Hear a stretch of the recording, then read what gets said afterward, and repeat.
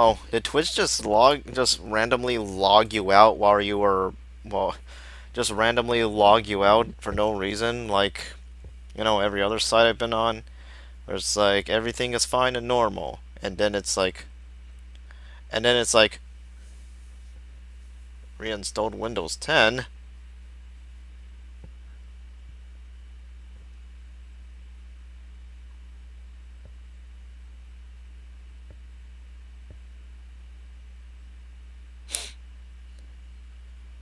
Damn, I'm glad I fucking deleted the patch file for Windows 10.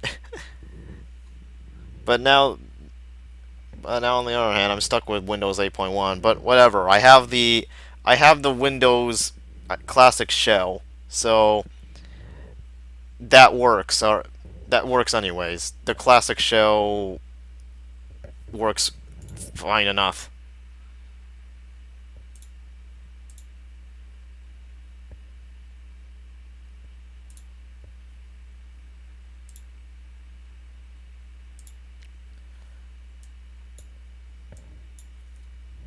Someone was using your computer to mine Bitcoin?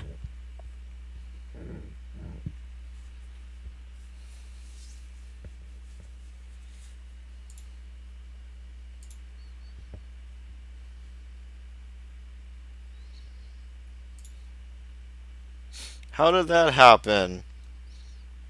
I mean, I know it happened because it's Windows. Fucking. Oh. Oh, I didn't run. I'm like, oh, I did. Wait a minute. Wait, wait, what? Wait, hey, I thought I used Applocal. Bro!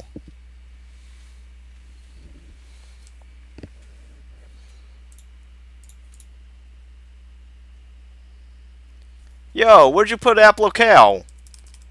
I need that to run the game. Microsoft, Windows, why would you do this to me?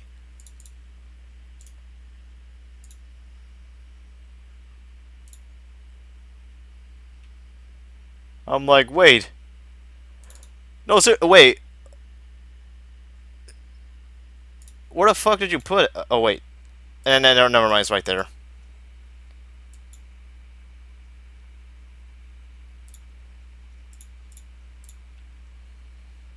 I just I just made the mistake of taking my cursor out of the window while it was still booting up.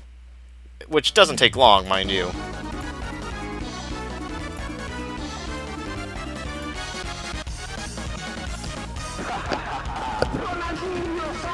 Alright. Oh wait, no, that's not how I do a sound check. This is how I do a sound check. Alright. Oh wait, no, that's not how I do a sound check. This is how I do a sound check.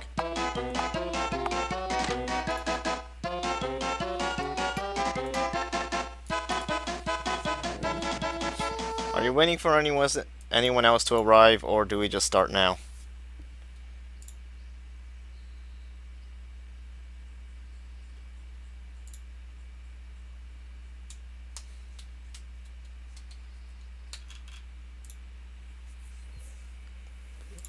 Yes, of course, Spiffy.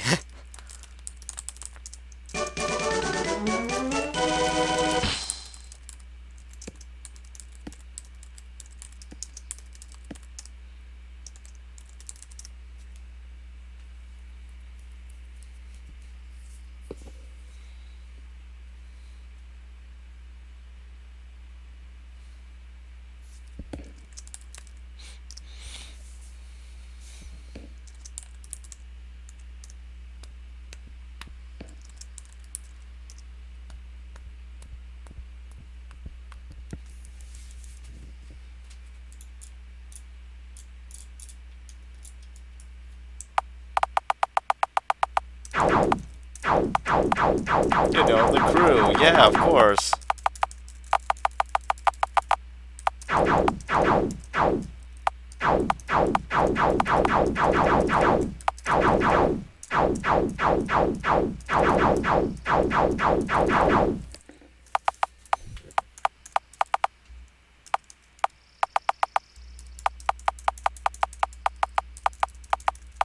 what spot's streaming right now?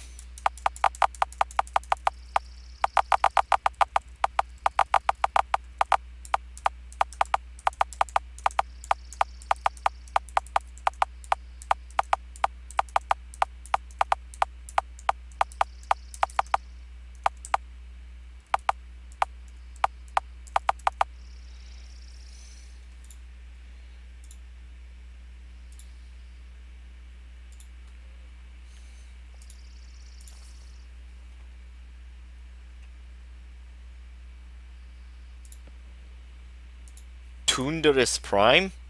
Wait, who is that? I've never heard of that before.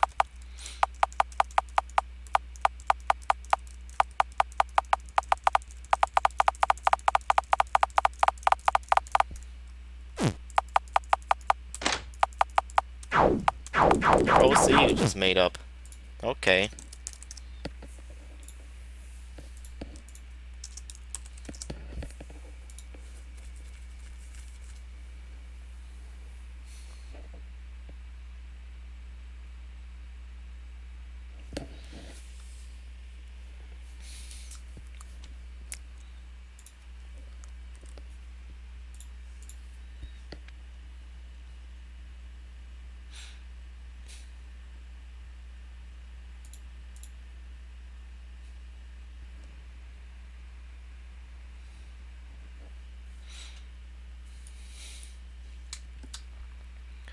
Oh yeah, yeah, yeah. Just streaming today.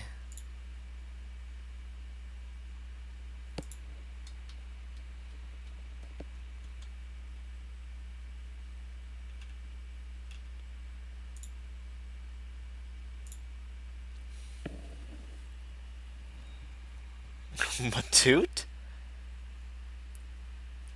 I don't know. I think he's too busy throwing games.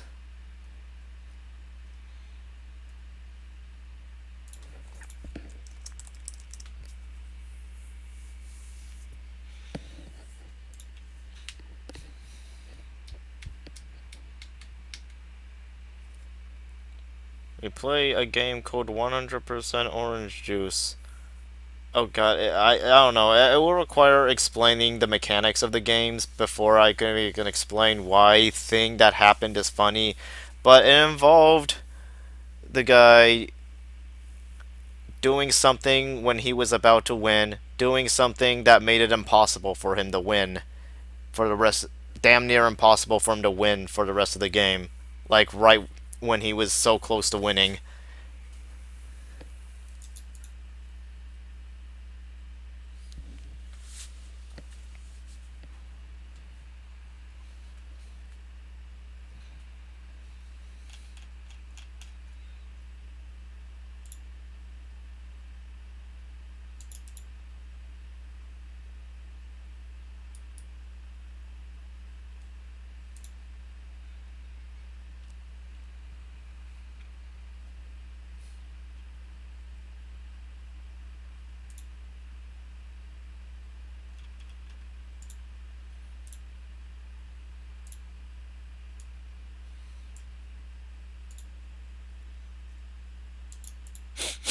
Ah, I thought I smelled a cookie for a second.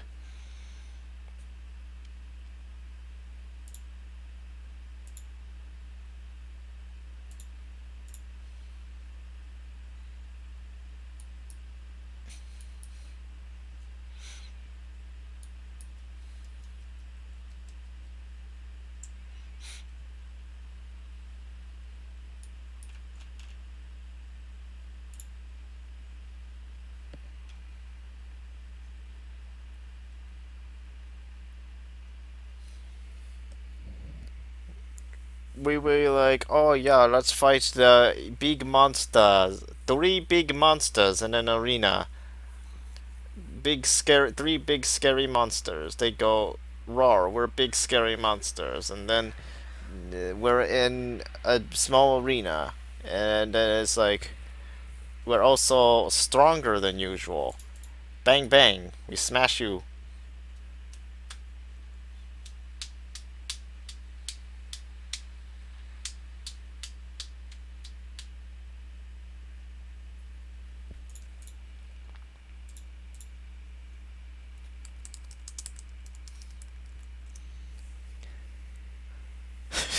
terrible. How does said Sealbot know? That Sealbot doesn't approve of my storytelling. Well, I'm sorry, Sealbot. I don't know any other way to explain it.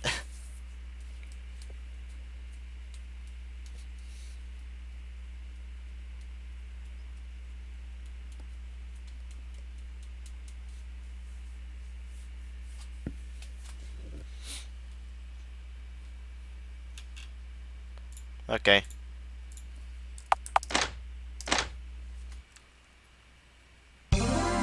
Let me do another sound check, just in case.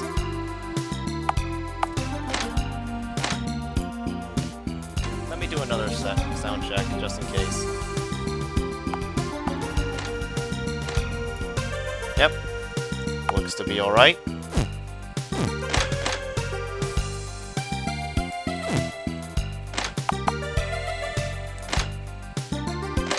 I wonder what point in the story we're in now. As in, what should we do next?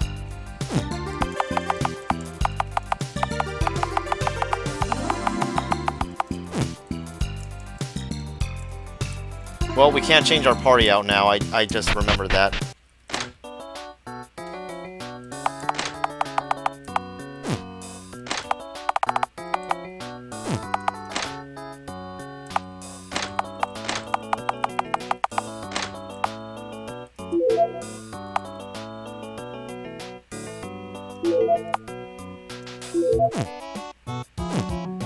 The music is slightly drunk.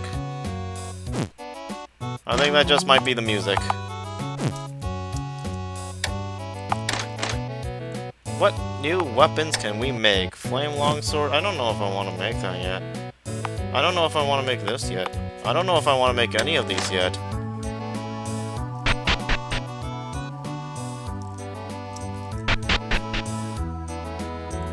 Let's see, can I advance my... No, not yet. Well, if we're ever lost as to where to go next... Well, let's not start here. Let's go back to somewhere else. Which means we'll have to descend a ladder first. There we go. That way we'll save... That will save the thing. Why is this door still locked? I need to unlock that.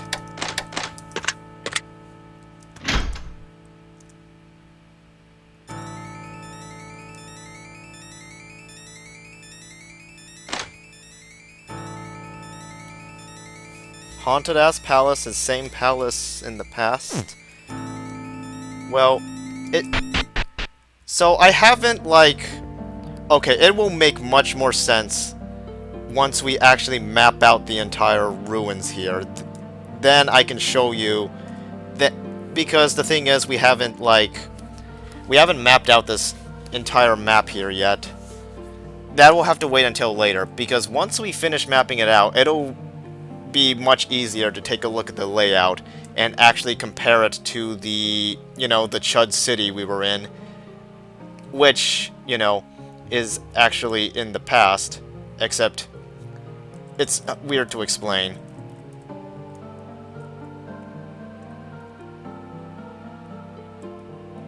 But yeah, it'll make more sense once I actually have this place fully mapped out.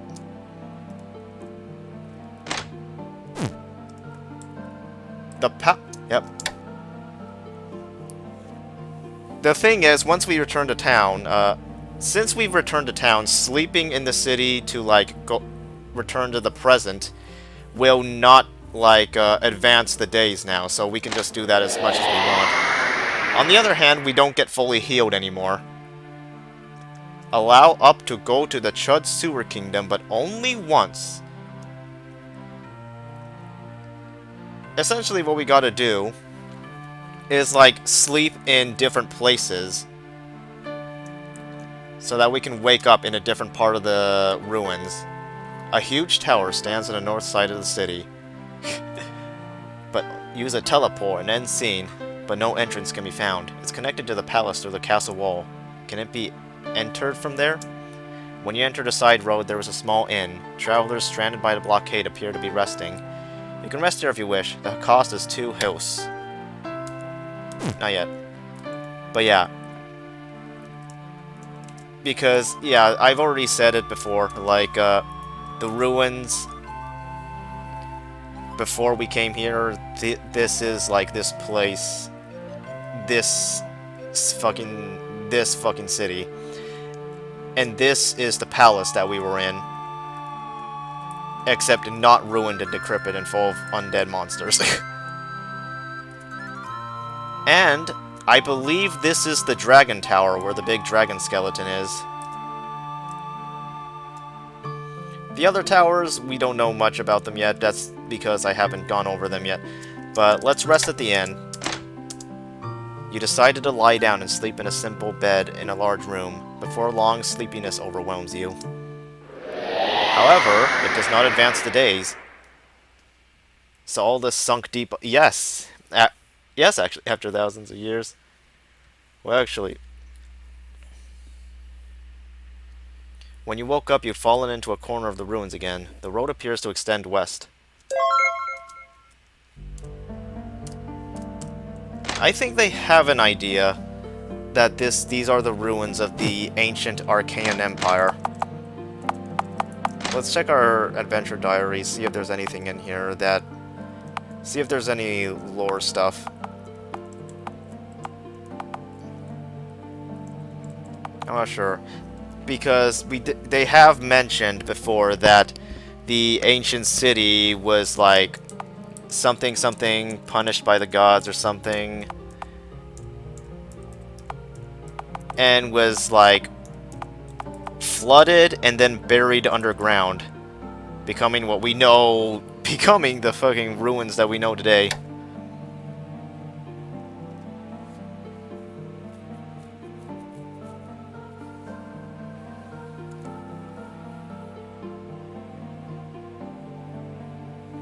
I think it would have happened regardless, maybe. There are spoiler stuff I don't want to get into. There's been some foreshadowing. There has been some foreshadowing, though. It's just I don't want to accidentally say anything I shouldn't be saying. Let's see, Titus the First was born the son of the ruler, raised in and would go on to build an empire. Titus the Second. Prediction. Okay.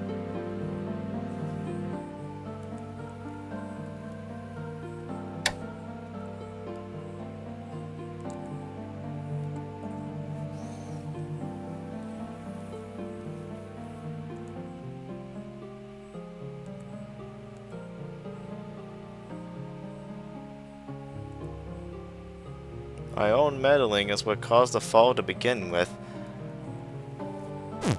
That would require some Dark Souls, convoluted time stuff, because the city was already, like, drowned thousands of years ago.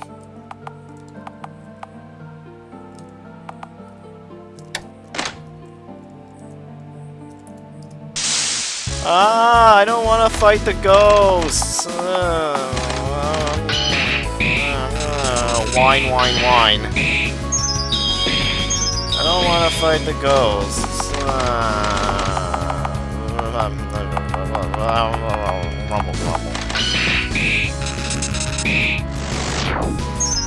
Maybe because I can't deal damage to them unless I use certain attacks. It turns out the Mad Emperor is Solaire of Astora. Oh no. I have found it. My very own son. I can't believe it. Solaire has finally found his son.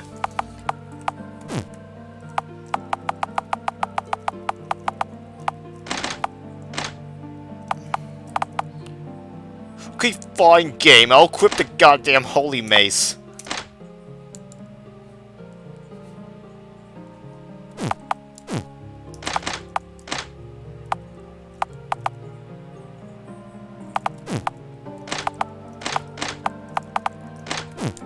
Sun layer.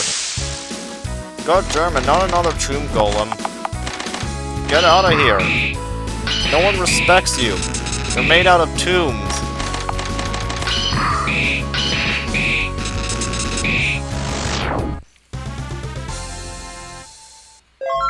Fishing rod. Why did we find the road goes on endlessly? There doesn't seem to be anything in particular.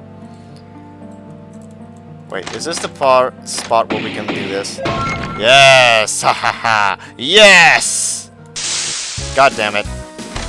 Fine, I'll fight the ghosts game if you really want me to so bad.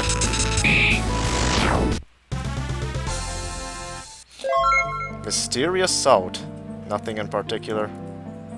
You went out into a cavity covered in rubble. At the center of it stands a black obelisk that supports the ceiling. The base of the black obelisk gives off a violet light. The image of a young girl sealed inside transparent jewel. Don't worry, she's back at the inn, just dazing off. And probably eating bugs. This next part might be dangerous. We should be careful. We should be prepared. Trees cling to the slopes of the Rocky Mountains. They're trees with solid branches and many kinds of leaves that can withstand strong sunlight. You went through the depths of the forest, even though you didn't have anything to do there in particular. A largest building is erected here, concealed by the Rocky Mountains and the ramparts. The windows are broken and the walls are covered in graffiti, and there are signs of habitation. Irie sensed danger. Go inside. When you went inside, you smelled alcohol. I should probably turn the volume down. Maybe. A group of outlaws are having a drinking bout in a middle courtyard. Dark Star! Dark Star! Yahoo! Bringing up the rear is a stately giant. Dave! Hey, the boss is talking to you. Shasha Ghoul! He says you did well to come this far on your own. Dave! But he says now that you know the location of our hideout, you won't be leaving here with your life.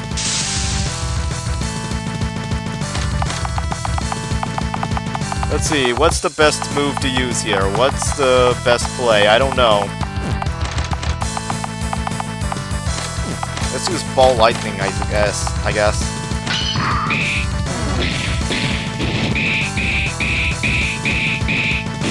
Oh god, please don't do that. Oh god, no. I needed that guy. I needed that. No, you can't do this to me, game.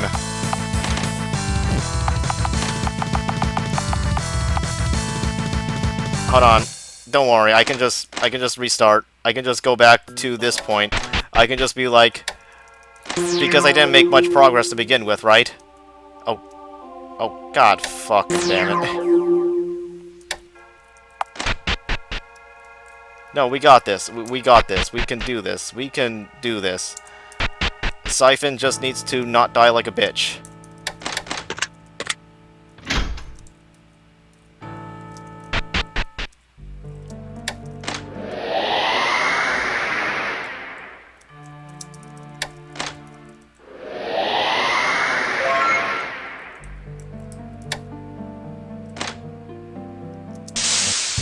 How dare you, game? You don't have the right to trick me like that.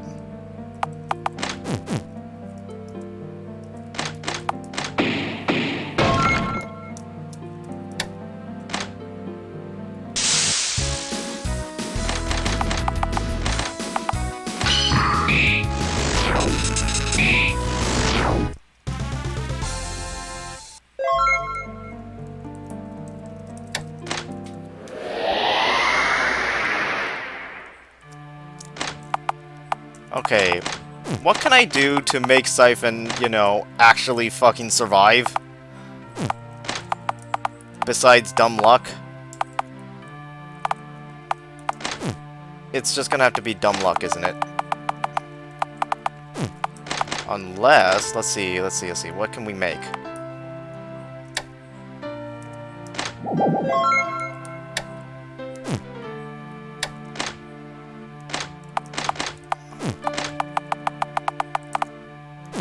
Let's try this.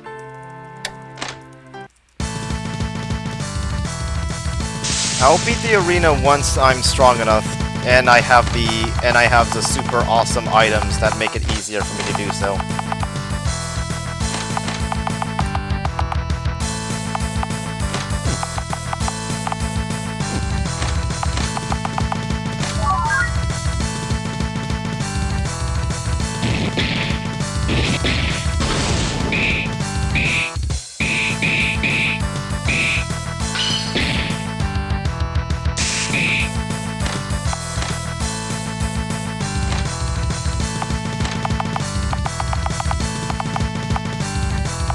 Oh fuck it, we're just gonna have to use the healing stone for this.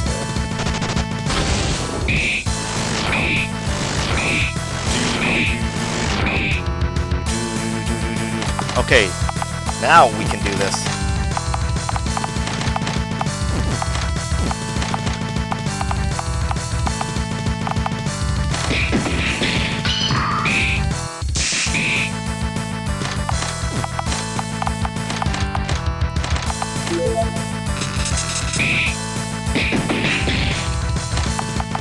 Okay, please stop. Please stop Pokedono Shinkening us. I don't think that was the proper use of that term, but whatever. Venom? Is that different from poison? It's gotta be, right? Please stop doing that. Oh my god, that is terrifying.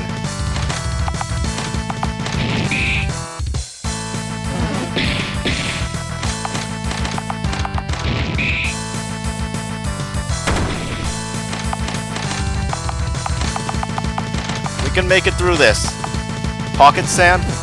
Oh, right, I forgot I had that. Haha! He hit. Oh, wait. Oh, we managed to survive one hit. Yes, we did it! Elixir of Valor, Spicy Dragon Shoop, Witch of Varamir, Silver, and Wool defeated the giant and his henchmen. Dave! Boss says he can't believe he lost. He says do whatever you will. Kill him if you wish. Let's spare him. Dave! Why do you spare me? I see. So you can sense my love and sorrow with the intuition of a warrior, he says. You and the giants seem to have some sort of mutual understanding. He says, you have shown me mercy. From this day forth, you and I shall be friends. The giant seems pretty hyped up. From now on, you can rest freely at this hideout.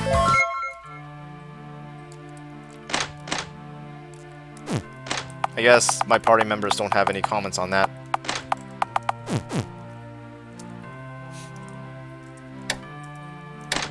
Give me grilled meat. Oh god, why is grilled meat expensive? Give me grilled meat anyways. Dave!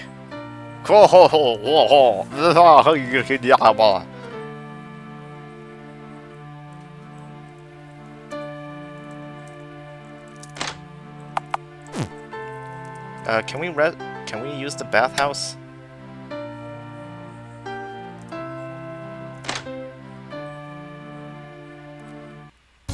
Alright. Let's just enter the bath. Alright, our MP has been restored. Excellent. Dave, boss says, welcome back, friend. Let's sleep here. Decided to borrow a bed and rest. It's oddly moist, leaving you unable to sleep well. Before you knew it, you were in the ruins again.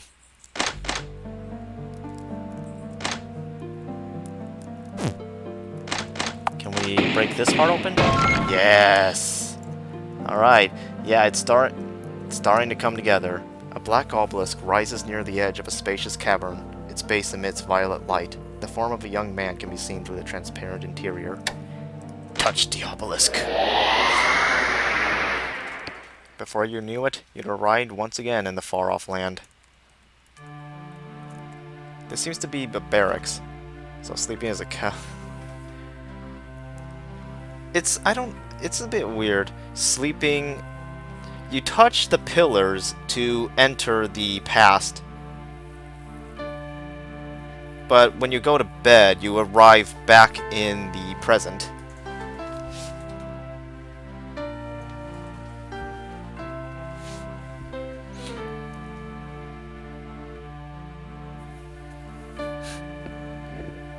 This seems to be a barracks. No shapes of people can be seen, probably because they're all out and about during the day. While checking the insides of the barracks, he found a locked room. Open the lock. I'm opening it. The thief!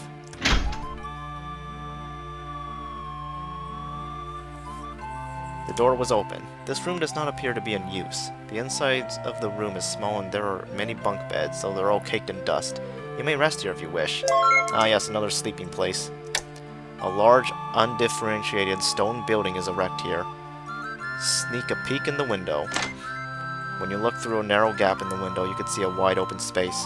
There are a number of holes made in the floor. They appear to be small pools, all lined up. You tried to ascertain what was in the pools, but you couldn't tell from outside. You only catch an awful fishy smell, a whiff of fire and rust, and a rotten stench. Go inside the building.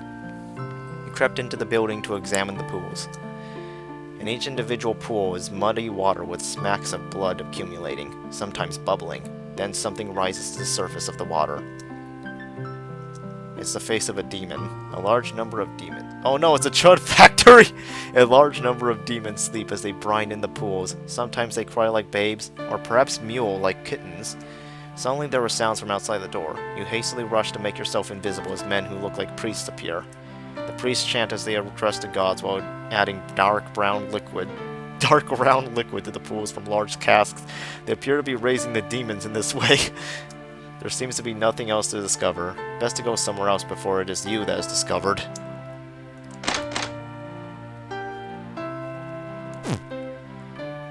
Alright. You lie at the top of a bunk bed, concealing yourself from view. You can't get comfortable enough to feel like sleeping, but you force yourself to close your eyes.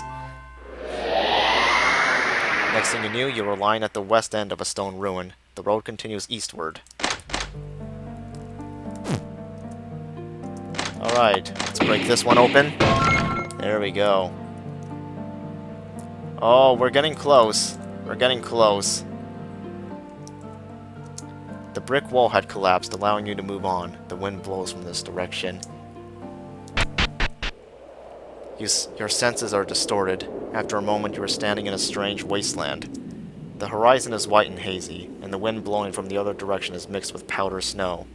The origin of the GOP's Internet Personalities Factory. It must be destroyed. The entire sky is covered with clouds and shining white. You can't see the sun. At your feet is a trodden path and extends to the end of the wilderness. I'm cold, I'm tired, and I don't want to walk anymore. Total suckage all around. This place goes on forever, yo. What is this, a desert? Why is it snowing? No matter how you think about it, it's weird that there's a place like this underground, but guess you can't really think about things in the normal way down here. This translation, though. Yeah, I don't know how accurate it is to the original, but I can't say I'm not entertained by the dialogue.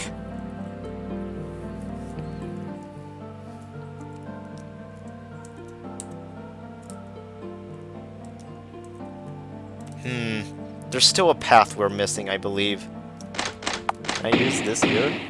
Of course not. Unfortunately, Persona 1 original translation. Oh, I forgot about this spot here. A black obelisk stands on a hill at the top of the slope, overlooking swirling underground veins. Its transparent base emits violet light, and the shape of an infant can be seen within. Touch the obelisk. Let me go over here. The inhabitants of this place seem a little different from the ones in the other areas. There are small stores lined up where you can go shopping. Oh yeah, let's go shopping! Oh god, these are expensive. Let's get a boarding pass. A large ferry boat is moored for the purpose of crossing to the opposite bank. Get on the ferry. Ah, you've got a boarding pass. You can come and go as you please.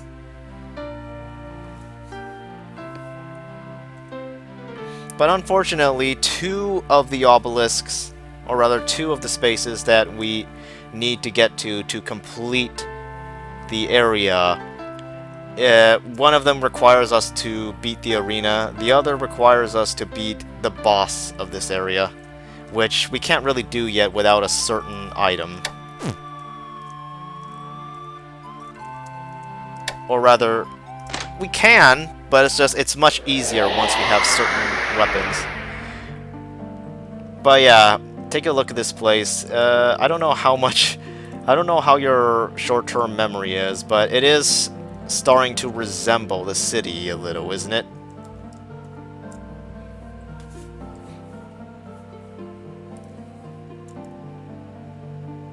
I think I'm going to have to take the Dwarven Tower teleporter just to get back out now, though.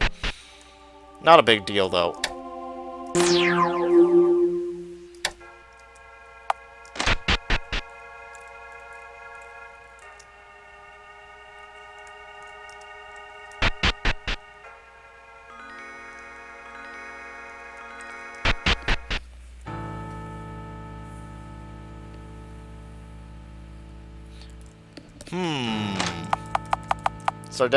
Sorry, that got me thinking. I'm trying to remember something now.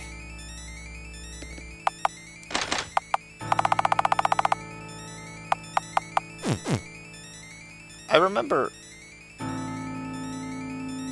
you showing me the video of the translation before. But Casey and friends. But also doing the skin color too. There's a circular pond in the oh wait, I already read this part. Alright, this pond will show us where to go next. Like a dream already forgotten at daybreak, incoherent scenery flows before your eyes. You see a dense forest. Tiny creatures fly between trees, casting light. Casey and friends.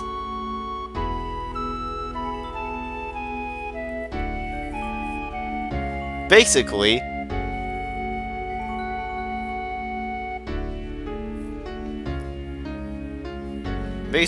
imagine if 4 kids got Higurashi and then they went like, let's Americanize the hell of this and also make it appropriate for kids. And then turned it into popsicles and tacos and stuff that, you know. A lovely figure walks down the path between the trees. When they cross the side of the stream, they scoop water into their hand and drink it. An enormous spider crouching behind them is reflected on the surface of the water. But yeah, it's mostly like super Americanization of a game that takes place in Japan.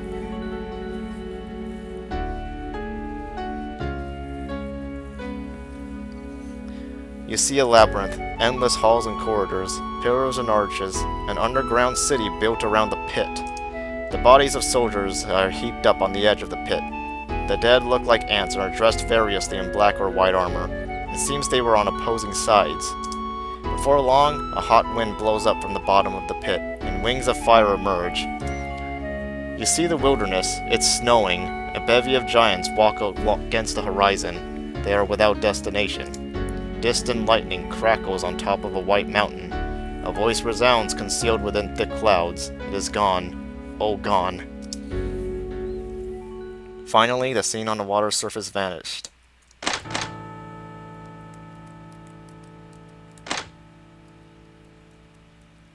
But yeah. Now this area we could go before going... We can... Actually... So the next areas are, well... Yeah. And here's the fairy tower. We can totally, like, do this part before even beating the boss of the palace. And that's exactly what I did, because I just got so lost because I forgot to check one area. And I was like, why am I not unlocking the final square?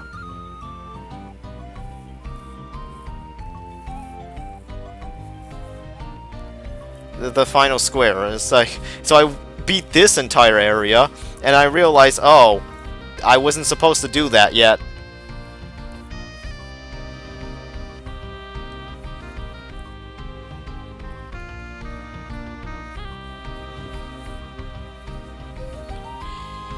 I don't know, but I mean, the thing is, like, Amogus didn't invent the word sus, though. It just became so much more popular due to the memes. It's slight, but there is the presence of magic. This isn't just any old area. Think of it as between worlds.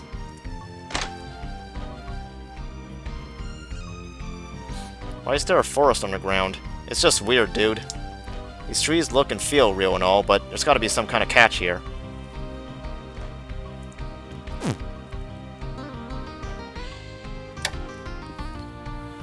Anyways, let's go collecting. Gimme everything. Gimme. I probably shouldn't do that too much because I need to save the collection.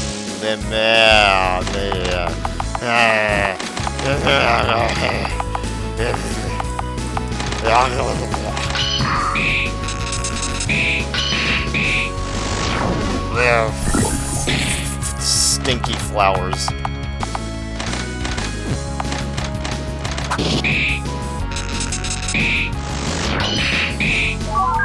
No. Okay, good. Good, none of us got put to sleep.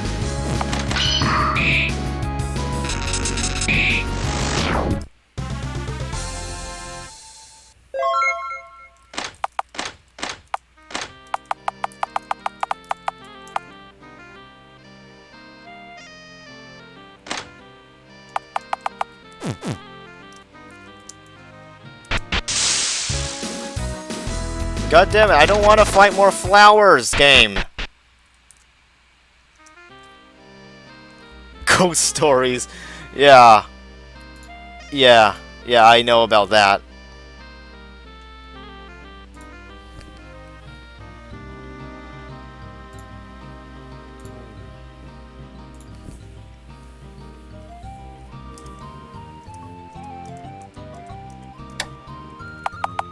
Didn't I already guess the honest one?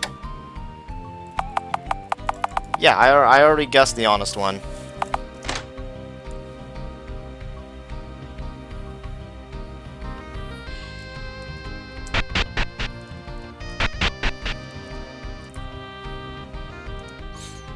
There is a free-flowing stream running through the forest. To the side is a dry part of the riverbed full of pebbles. The surface of the water is shining in the black of night. Walking along the riverbed, you saw some white figures in the twilight ahead, young people on horseback. They are of tall stature, but are slim and have long hair that flutters in the wind. The mysterious youths are dressed in warm clothing and cloaks, and their entire bodies sparkle faintly. They are moving forward on their horses, engaging in light conversation, when they noticed and greeted you. "Oh, travelers, how do you do? Visitors from afar?" Reciprocate politeness. You returned their greeting. They began speaking jovially again. "It's been a while since we've seen anyone from outside. Hundreds of years, in fact. If you're confused as to what the right path to take is, you might want to ask the four little sprites. But only one of them is truthful, and will always say the honest thing." Oh! Oh! Oh god! Oh god! I didn't realize. Well, actually, I wasn't the one who put it in subscribers mode. Like, Lambda just does that sometimes. I was like, oh god, I'm sorry about that. So, like, you didn't... So I thought if someone was having problems, they would, like, message me. They would, like, DM me or something. And also, hold on. Where is it? I need to set your currency just to make sure. Just to make sure Sad Sealpod doesn't ban you by accident, because I made his, like, word detection thing very, very sensitive.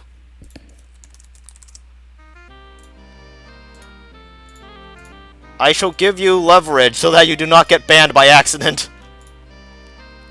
Don't. It's too late. I already gave him leverage.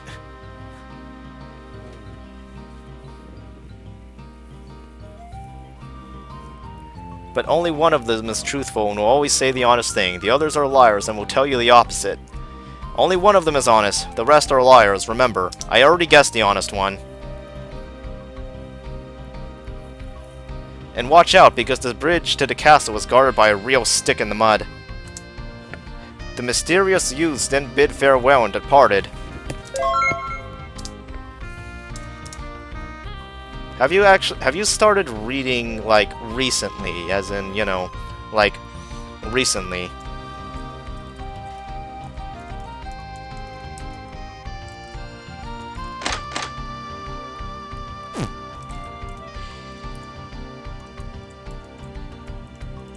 Because it's funny, it's like, just yesterday, I started I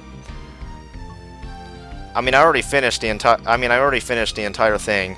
Except for that bonus chapter. I never bothered with the bonus chapter. My reaction was just, oh, no, the story's done already. I don't want to read anymore. Please, stop. Why is there more?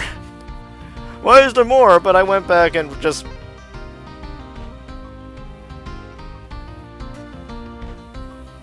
We've been reading it since late last year.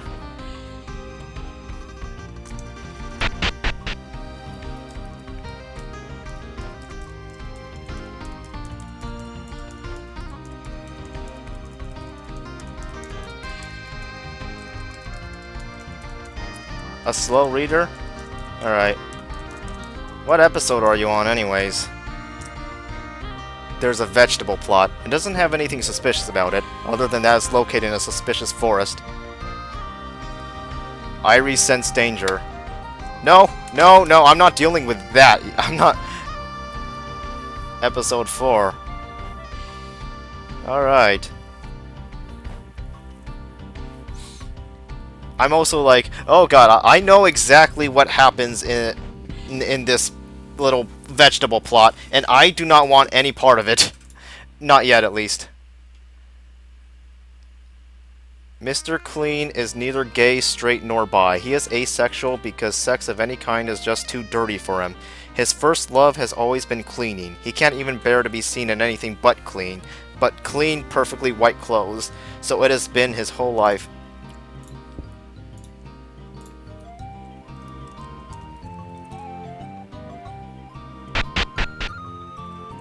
Ah, a pond. Let's fish! The sprites told us to fish here. You reeled in a nymph. You got me hook, line, and sinker. Kinda bogus, but for 300G I'll help you out in here. However, bear in mind that I can't leave the forest.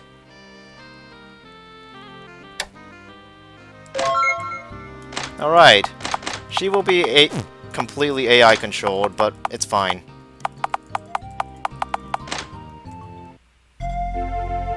By the way, game, if you throw a fucking kraken at me while I'm fishing, I am going to be very, very angry.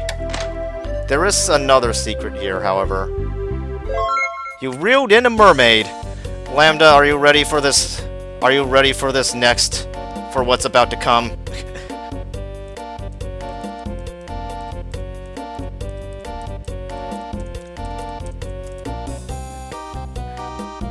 Oh.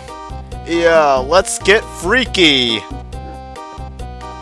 Caught me, you did! Another pervert. Please let me go. I don't know. Please let me go. If you do, I'll give you something nice. Release. You let the mysterious person go. Kya, thanks, honey. A token of my gratitude. It comes from the heart. After blowing a kiss, the mysterious person disappeared. Wait, what did I get? You didn't tell me what I got.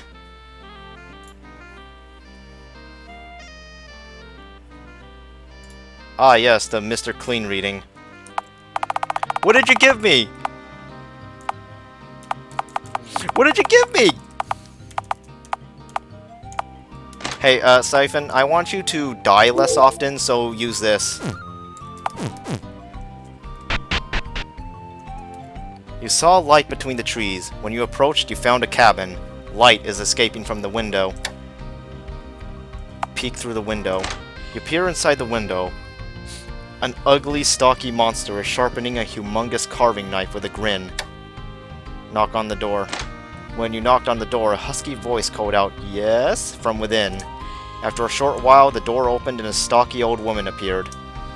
Oh my, good to see you. So nice to have guests. You can really lose your way in a place like this. Please, stay here. If you rest, you can recover your strength. Irie sensed danger. Attack! So you saw right through me, eh? Oh, you're fucking right, I did.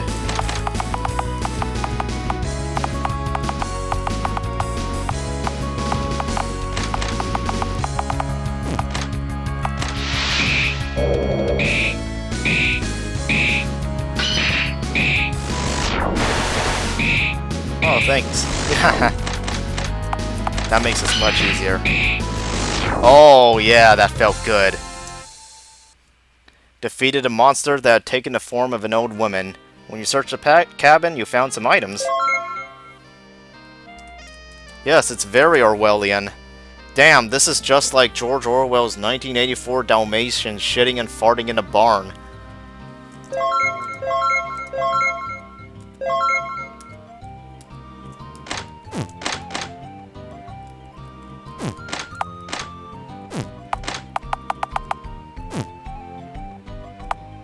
Can't believe you killed Virgilia!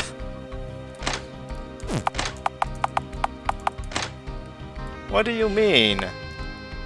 Oh yeah, I almost forgot about this book I had. Long ago, in an age when birds were still learning to flap their wings, there was a king, 5 princes, and a beautiful princess in a land called Varamir. Oh yeah, didn't we read about Varamir when we viewed the map in the last stream? Heroes would come in great droves to propose marriage to the princess, but not one was worthy. To marry the princess, one would have to endure the gauntlet of the king of Varamir. One day, a beautiful young man came from the West Country, fell in love with the princess at once, and proposed marriage. However, the king of Varamir did not take kindly to the youth, and submitted to him his most difficult trial. His most evilous test! Bowser's evil test! He was sent to acquire the pelt of a great white deer living in the forest. The young man found the deer and tried to slay it, but it escaped before he could deal the killing blow. He resigned himself to the fact that he was unlikely to be able to complete the task on his own. He resolved to discuss the matter with the princess herself. When you meet the white deer, play this magic flute, she said. Her mother was a witch, so she too could use magic. The young man is an electrical beast. This is Electrical Beast, aka the Jotiana Let's Plays. When the young man found the white deer again, he played a joyous song with the magic flute. The deer began jumping up and down, and dancing on the spot. The young man used this opportunity to shoot the deer through the neck with a bow and arrow. The young man brought back its pelt, but the king refused to recognize his achievement and drew his blade in an attempt to kill the young man. But the princess used blinding magic, and the king instead slew his youngest son. When the princess and the young man fled to the prairie. Oh. What is this? A guy who got struck by lightning a lot? I don't want to enlarge the image to read the thing, though. When the princess and the young man fled to the prairie, the king and his 4 sons gave chase. But when the princess threw her comb, a fire immediately broke out in the meadows, engulfing the king and the princes in flame. The king shouted at them, his beard aflame, "What kind of daughter would condemn her father and brothers to death by flame? One day she will suffer the same fate." And so why does she need to? She just set them all on fire. And so the princess and the youth fled to the west country. Beyond that, it is said that they founded their own country. Another legend dictates that the princess was betrayed by the young man and left for the land of the night. I wonder if this is relevant to any bosses will be fit. No, not the tarantulas. Fuck these things. I hate these. Nuke 'em.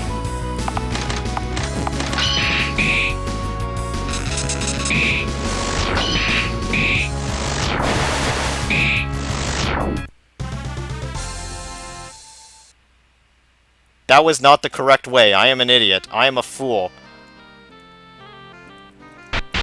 I am the biggest fool. I am the biggest fool. I am the biggest fool! I'm back at the beginning!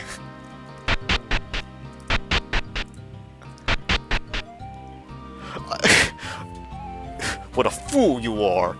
I'm a god! Oh my god, did I seriously just wind up back here? I hate this place. End my suffering. Next we go up, right? No! I don't want to fight murder bunnies. I'd be perfectly fine with killing them, but not fighting them.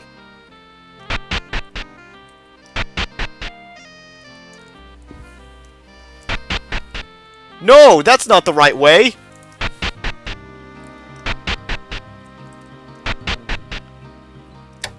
You found animal footprints in the middle of the path. If you have hunting skill, you might be able to track them. Nah, let's not. I just want to continue right now. By the way, do you like slimy things? Yes. More specifically, do you like frogs? Yes. Really? Yes. If one morning there was a box of frogs at your bedside, would you not be surprised? Yes. I don't... Look, the negatives makes this hard to answer, because I don't know whether yes means yes, or yes means no, no means yes. Hey, what are you writing? I completely forgot about that conversation. Alright, let's save our data down here and get ready for the next battle. Let's have some seafood hot pot. That's nice, right? There is a suspension bridge over the mountain stream that runs through the middle of the fog. I sense danger. Hold on, let me get my... Oh wait, I already have it on. When you tried crossing the bridge, an arrow shot into the ground in front of you. Beyond here lies the territory of the Fairy Queen. You may not pass. Next shot goes between your eyes. Begone, human.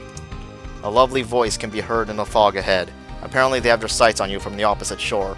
If you try to cross, you'll be shot with an arrow. If you move quickly, you might be able to avoid it. Run!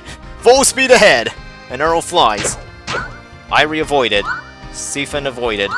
Paris avoided. Oh, you poor thing. You cross the bridge and attack the fairies lying in wait. They seem... I've noticed... I've noticed they seem a little confused whether to use the word fairy or elf, because these are elves. Are fairies and elves considered the same thing? I don't know. Fae folk. Never trust them.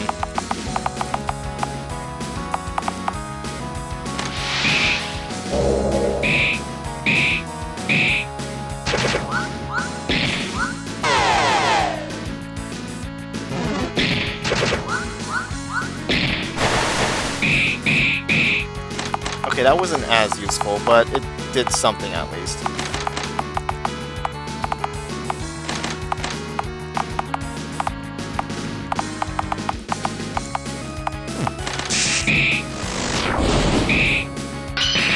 Secured for pre-order? That's good. That's good. What, did you have to go through any loops to do so?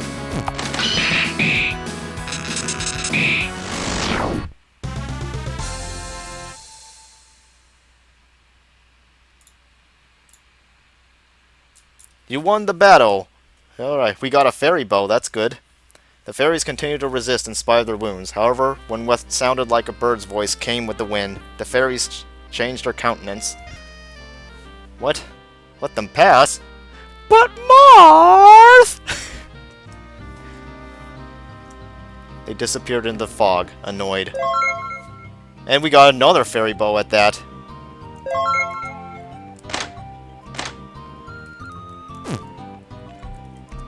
The path continues uphill, with thick roots entwined along its span like embroidery.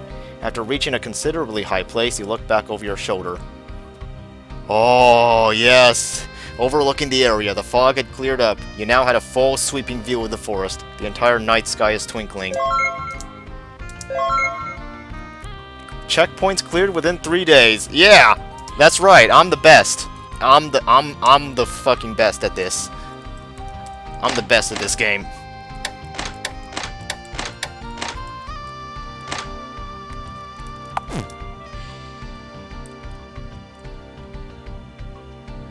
Have I mentioned I'm the fucking best?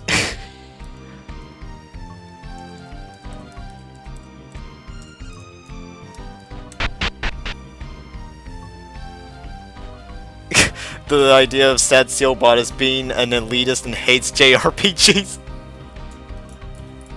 An enormous tree towers against the backdrop of the night sky. It's so big it could be mistaken for a mountain, and it seems an entire town could be housed on it. In point of fact, in the middle of the tree trunk, you see many shining silver buildings. The path continues with grooves and stairs carved into the trunk of the tree. It's tough for someone like me of sound mind and body to make sense of a place like this. I feel like I want to make a complaint to someone. The trees are too big, and I can't see the sun through the overgrowth, and... you already asked me about frogs. There's a legend that a space tree reaching all the way to the heavens grows at the great river's source. I thought it was just idle gossip from the priests, but maybe not.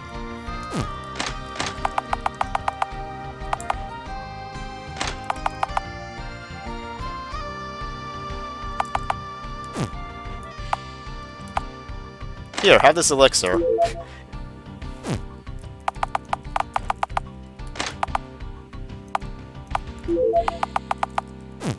Yggdrasil, get out of here! The path dissolves into the humongous tree. Inside is a white metal gate that someone had left open. Through the gate, a spiral slope that almost seems like it was hollowed out by giant worms extends outwards. Alright, this next part... more danger. More excitement. And more adventure. And more healing items. I need more healing items.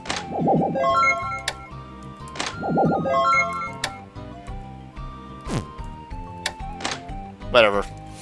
When you reach the end of the tunnel, you came out on the side of the giant tree's trunk. I resense danger. Keep going. This is way, way up. Stars wink at you from far away. The fierce winds that sweep up from below are likely to whisk you right off if you get careless. Particularly strong gust blows. The leaves dance. Someone can be seen within. A wind spirit swoops down on you.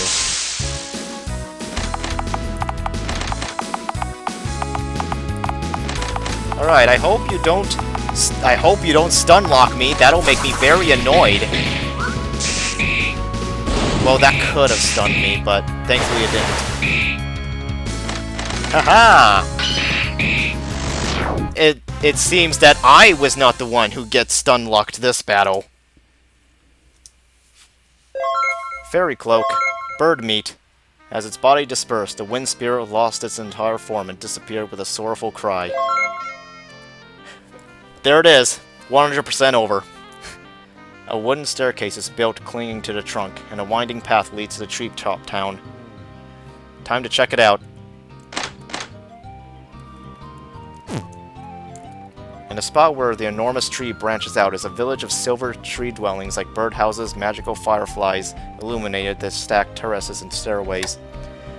Listen to conversation. This is our territory. Get out! Get lost, wicked race! When we were sealed in this forest, the queen told us, in the future, the descendants of our enemies will be their downfall. Let us wait here. Power of my magic! Magic! Let us wait here for them until that day comes. And so the queen turned her staff upside down and planted it in the ground. It was made from a branch from the cosmos, so it quickly took root and became this sacred tree. Iba, the goddess mother of the forest, is said to bring about a sacred white deer as a gift to the brave. Its pelt can be used as material for a powerful shield when combined with particular metal. However, bringing down the sacred white deer will be difficult. You're looking for a way to cure an epidemic of non-waking? Maybe smelling salts or panacea. If that doesn't work, it might be some kind of particular spell. You'd have to cut off its source. What do you have here? Fairy bow? Oh, expensive. Ugh, all of it is expensive. And the path continues to open up, but let's head back to town for now. Teleport! I'm unable to leave this forest. If you're leaving, then this is farewell. Goodbye. Yep. Oh, yeah. Oh, yeah. I'm getting a lot of SP. But I can't use them. I can't use them yet.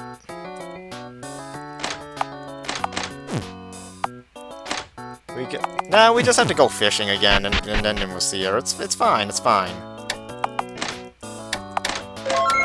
believe in magic. I don't believe in magic. Hey, Enda, I'm back. I got bird meat for you. You like this?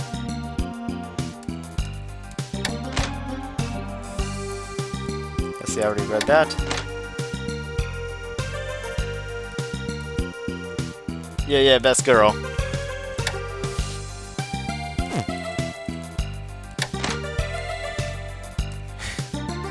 Alright. Yeah, the dragon girl. I guess I can try to, like, see what I can do with her in my party. But, like, her weapons, she has to... I'm gonna say this now. In order to get new weapons for her, you have to fight you have to fight some optional dragon bosses, and they can be pretty tough. Which is why I want to wait until I'm more prepared. Anyways, let's go collecting. Yeah, mine. It's mine, this is mine, this is mine, this is also mine. All this is mine, this is mine, all this is mine.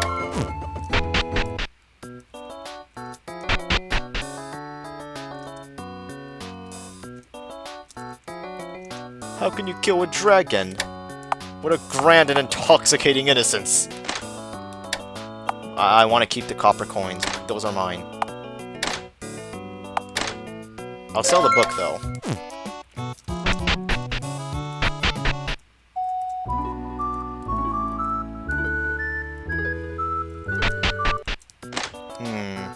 If we're done with everything for this in-game day...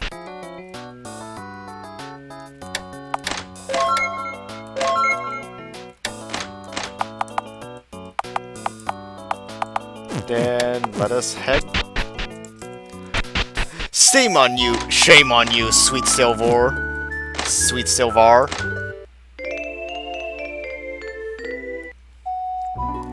I was expecting an event, but apparently not. We don't get one. Alright, now we can change out our party.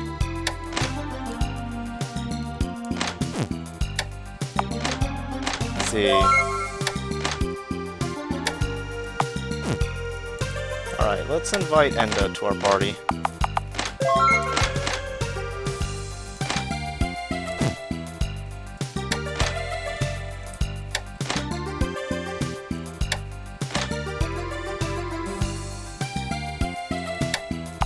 Oh, wait. Let's see, what if... We Dragon Gang now. Yeah, Dragon Gang.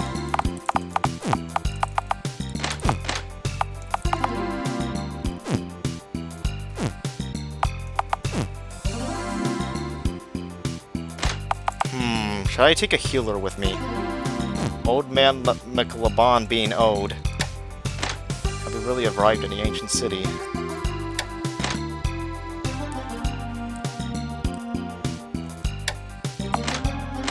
Hold on, let's see. Do they have...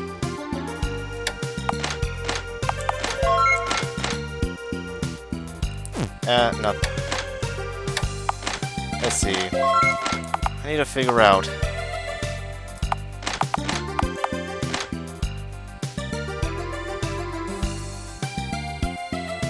No one here knows you've been time hopping.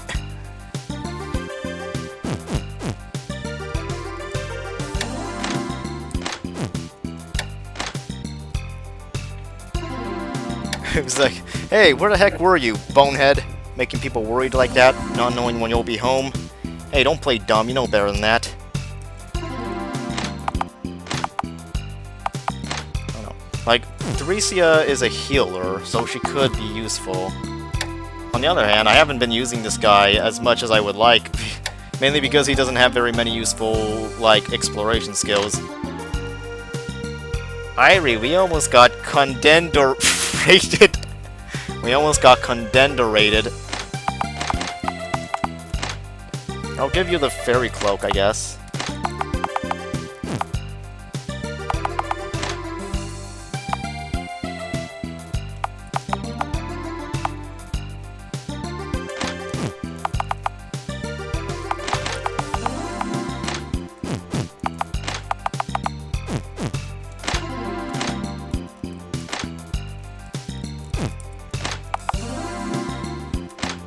Rock of Ages on the stream. That's right, I'm on to you.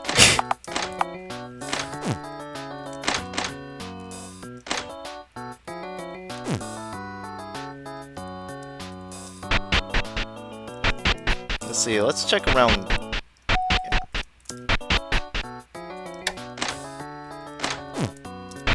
Let's see, anyone around? Everyone just seems to have left the pub. Right.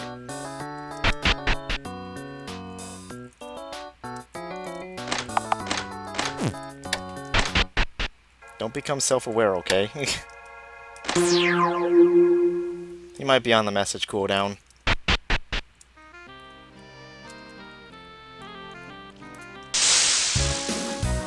Get these harpies out of here. This is a no harpy zone.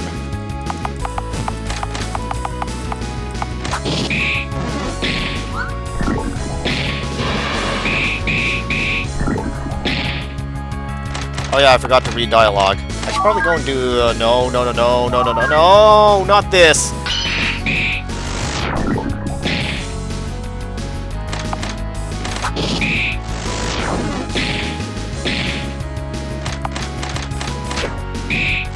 Oh my god.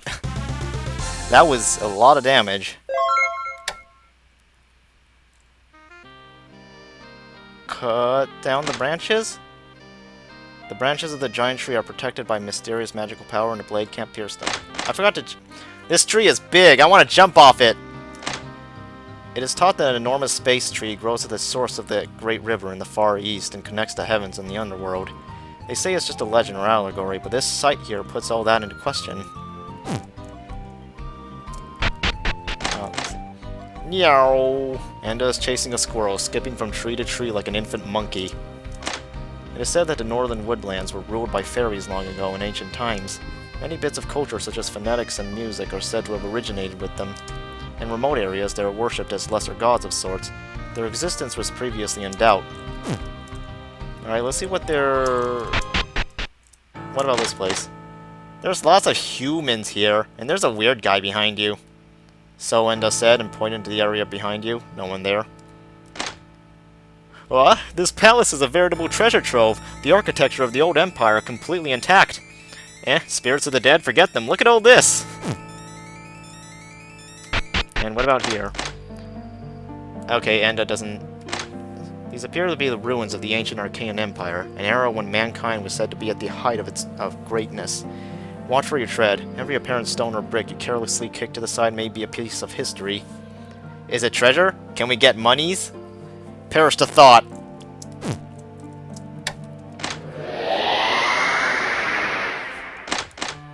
Wow, big town. It smells super fake though.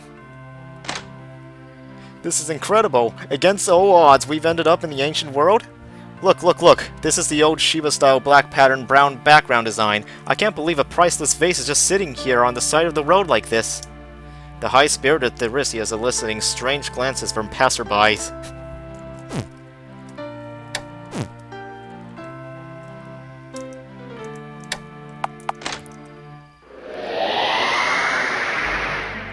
But yeah, that was just entirely for no, we can't go back. God fucking damn it, not again. Okay, I have to go to the teleporter. I have to teleport. I have to descend the ladder. I have to manually go all the way back to the palace. And then I have to do this so that the game remembers, and then teleport back down. There we go, there we go. Yes, I did it. I've done it. You went up over the bow and onward, but eventually the road narrowed and you couldn't go any further. However, when you looked up, you saw another bow hanging down close by. Game is punishing you for your lore-seeking hubris. It's just dialogue. You climb some stairs on the side of the trunk. However, the path eventually becomes a dead end. The trunk continues up, but the stairs are cut short. A glittering mansion can be seen up above, but the surface of the bark is slick and shows no signs of being scalable. It's also too long. Oh, it was delayed, but there's your message. It's also too long for ropes to reach. Instead, there seems to be a lateral overhanging bow where you should be able to walk on up if you balance well. I do not wish to fight a nymph. Okay? I wish to proceed in game, not fight a nymph that is stunning my party like this. Very rude.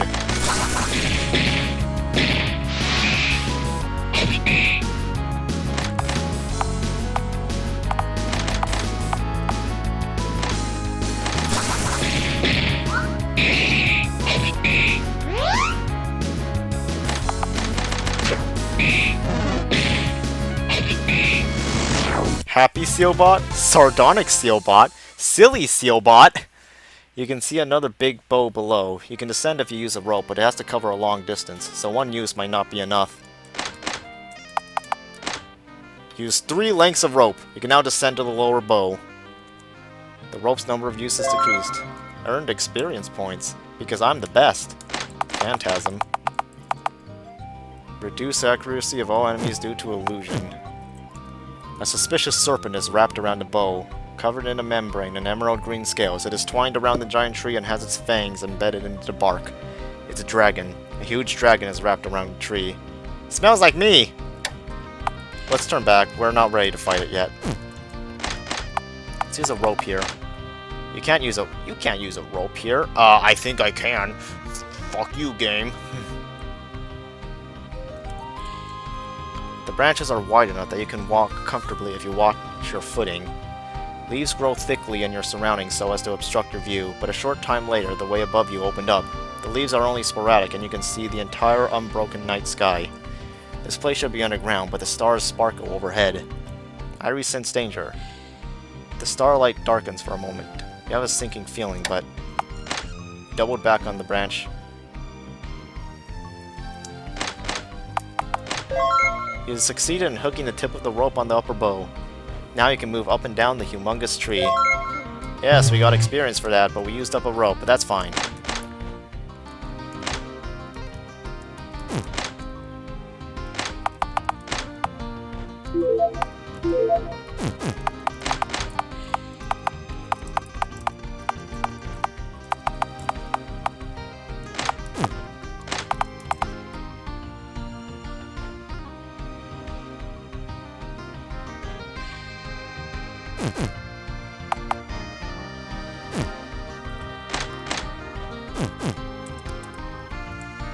At the top of the giant tree is a mansion built from silver wood, which emits a cold light similar to moonlight.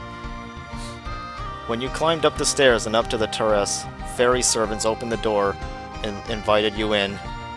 The game gave that to me, okay? The game just put that in my inventory. God fucking damn it.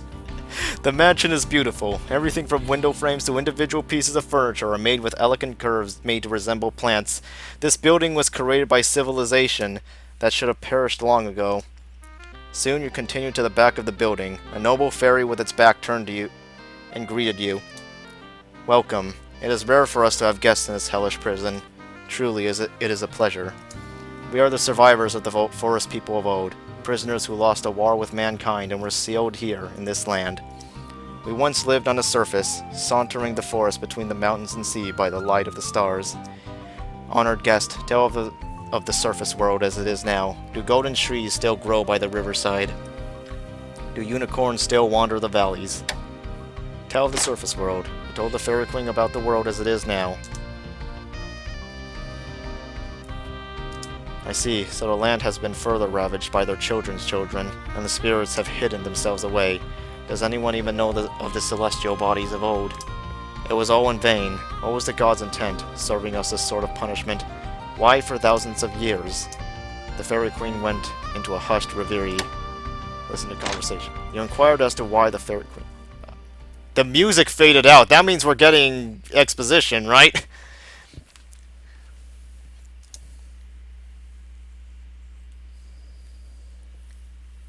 Let me know when you're ready for exposition, Lambda. Alright. That question can only be answered by a story of long, long ago. It begins with one boy. Once, when the gods resided on the surface and I served the ruler of the previous age, the human race was little more than a small tribe that built a town in the mire of the river and quibbled among one another. One day, a young human boy came to the forest to ask us to teach him. He said he wanted to partake in our wisdom so that he might save his tribe. His heart was just and good. But as a human, he could not learn the inner mysteries of magic. The abilities of your race are limited in this way. But when he left our forest grieving, he returned a decade later leading an army, calling himself Great King. He charred the land black and stole it from us with destructive magic that surpassed our own. Much of my family was murdered by him. I do not know what happened to him when he left the forest, but I just had a chance encounter with him again, and he has turned into a devilish thing. He began to take prisoners of war, including those of defeated ancient races, and amassed them in a city by the riverbank. He gave the rulers of these prisoners powerful secret gems bound with his own magical power, and made them part of the barrier that protects him. That is to say, they are guardians. This barrier has made his city eternal. The power of the ancient races is tied to the source of all creation, and by controlling this, he gained regal power over all the land. However, his empire, which lasted for more than a millennium, became anathema to that of the heavens, and was destroyed by the gods.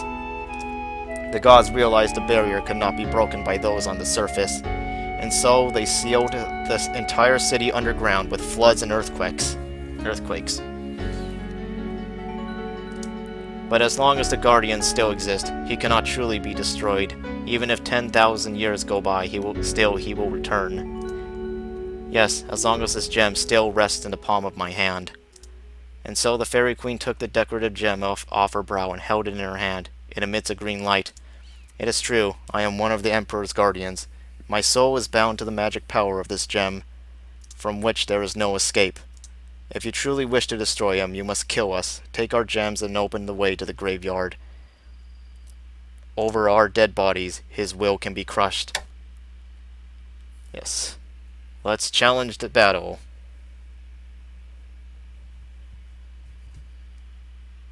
Assuming, you more or less got some of that. Or assuming you more or less got the gist.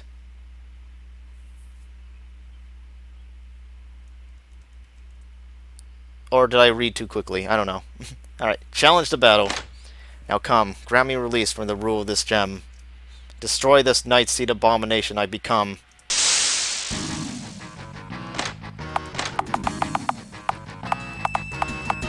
Alright, what should we do first? Let's try this.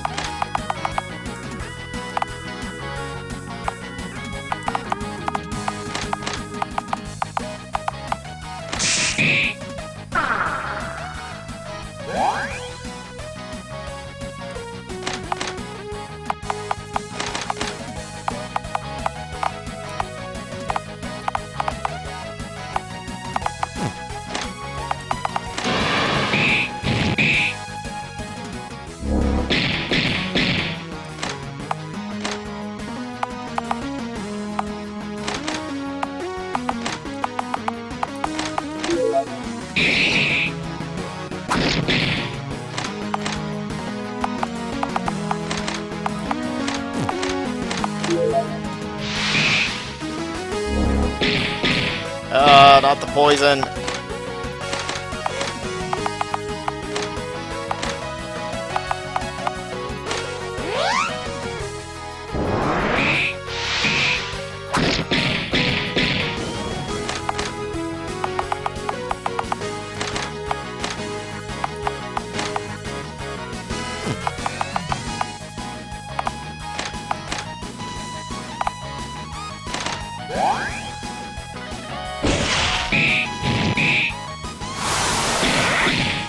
Ow, okay, that fucking hurt.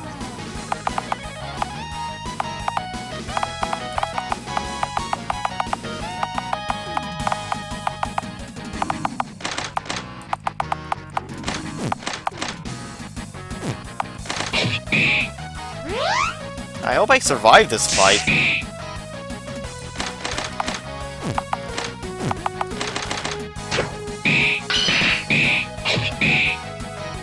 Oh, shit.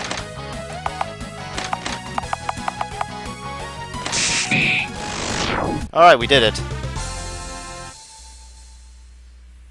Take the gem. Heed this well. When enslaved by the allure of power, any one of us can become like the Emperor. Sales Kingfisher got Wind Edge, Holy Dock Volume 2, and Darmadius Legend. Proof of skill. 346 experience points. Alright. Clear checkpoint within 3 days, 5 bonus SP. The Fairy Queen was relieved of her burden. Was this preordained? Soon the fairy servants arrived. Our race is held prisoner here by the Emperor's curse. But the Queen believed it was finally time for us to be set free. Please destroy the Emperor and end our sentence. They placed the Fairy Queen's corpse on a silver shield and carried it away.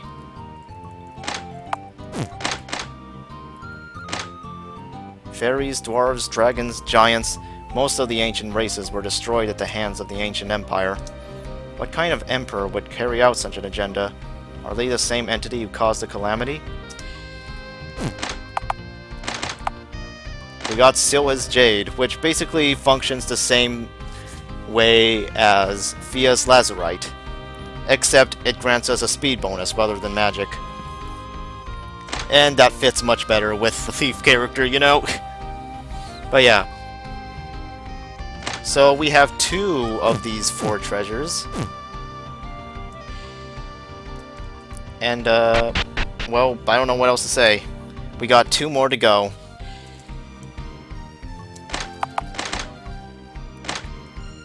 Now, the Wind Edge, this is the thing that helped me get through the arena before. God damn it, there's a fucking air in my lungs that's trying to strike me out.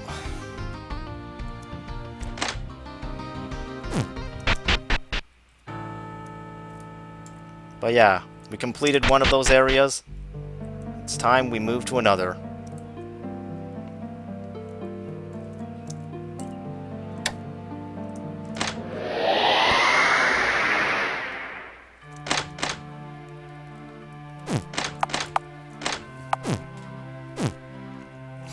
No, no, no, no, no, no, not yet. I'm not doing the goddamn elephants. No, not yet. Not yet. I will eventually, but I am not doing the goddamn lousy elephants yet. Alright, let's take a bath. There we go. And let's use the Forgotten Stone to save. Let's use the Wind Edge. Maybe that will help. Alright. Let's see. Let's see if we have better luck this time. So far, it's not looking great.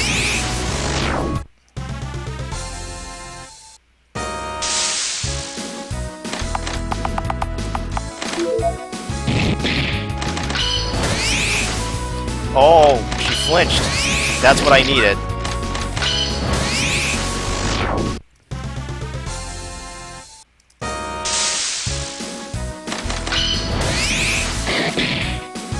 Damn it, my attack power was halved, you absolute monster. I will eat you.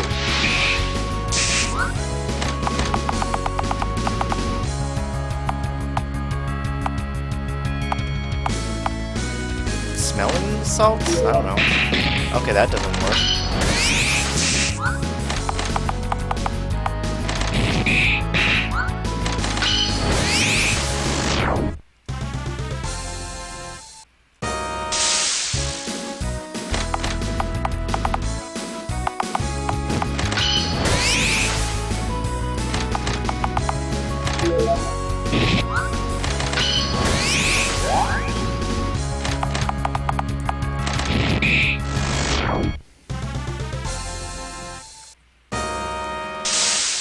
Oh, this guy will be dangerous.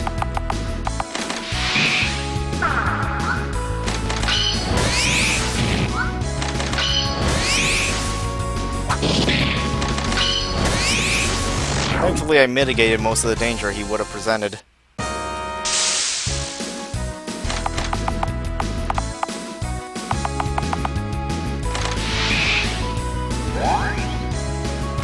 Maybe I should defend. Just in case that had hit me.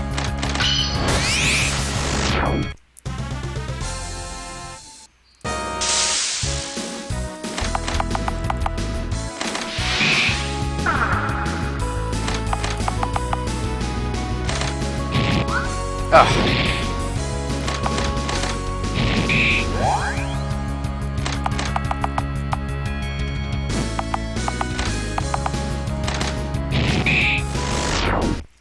Alright, now for this last guy. It's gonna be a huge asshole. Huge fucking asshole. And I hate his guts.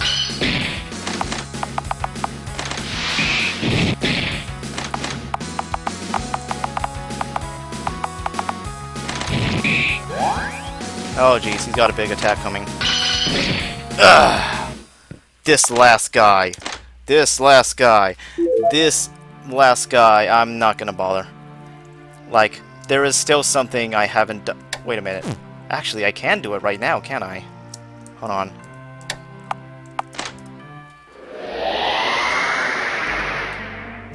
This place. Level up my title. Yes, we can access the second rank now. Let's become an assassin. Disposes of enemies with no one the wiser. Learns insta-kill techniques with assassination-type weapons and whips. Yes, let's become assassin.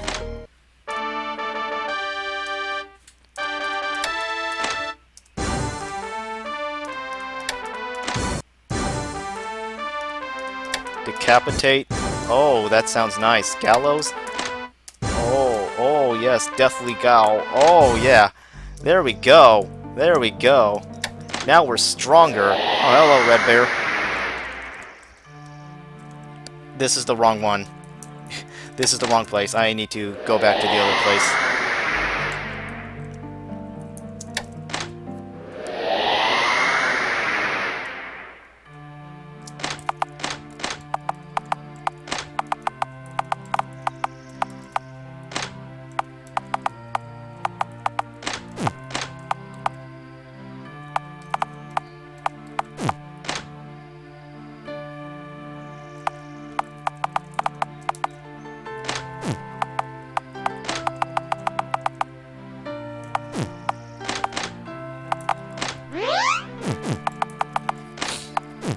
I hope I don't lose though, because that would make me so mad I would just like restart from my last save point before I actually did the title upgrades, but whatever. We're doing this. Oh, okay, hold on.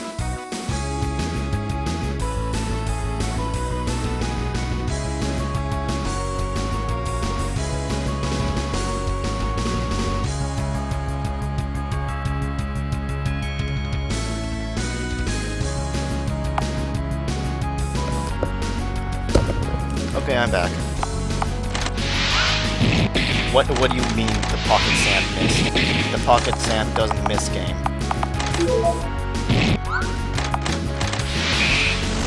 Pocket sand is literally... I love how he just killed the guy with pocket sand.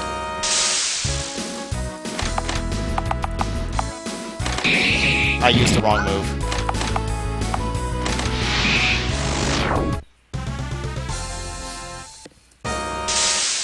Ugh, this guy. I hate this guy.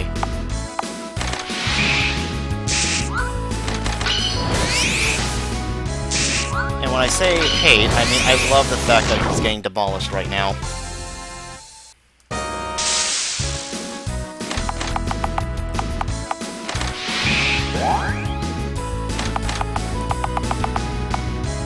Shadow Slice? Yeah, Shadow Slice. You disappointed me, game. I was like, alright, let's use Shadow Slice, and the game just had me miss. I'm like, thanks, I hate it.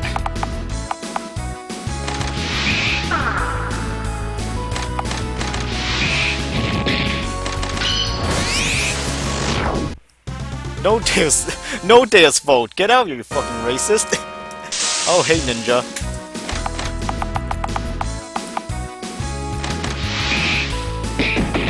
Oh, geez, that move is scary. All I'm gonna say.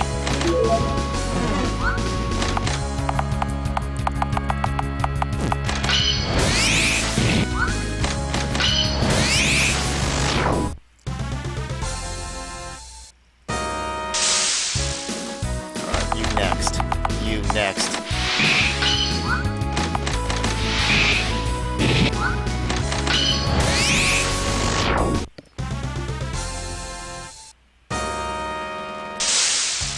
Now this guy, he will indeed be a problem. I need to do something about him.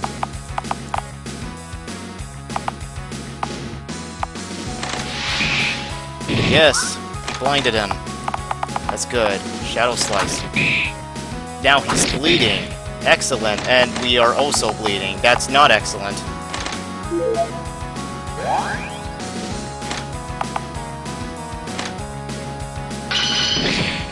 Okay, we survived.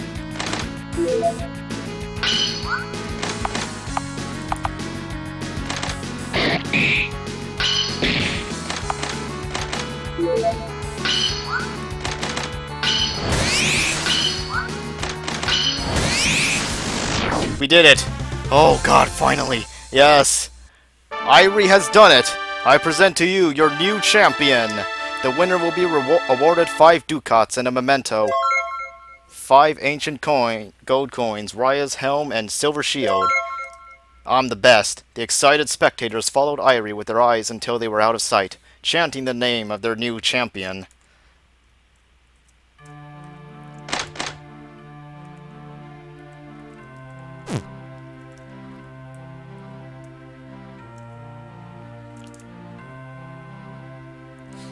Oh man, I can't believe you won. You did so well. How'd you like to fight for me exclusively? Also, you can always rest here from now on. Let's sleep here. When you awakened, you were lying in a corner of the ruins again. Oh yeah, by the way, do we have new entries in our diary?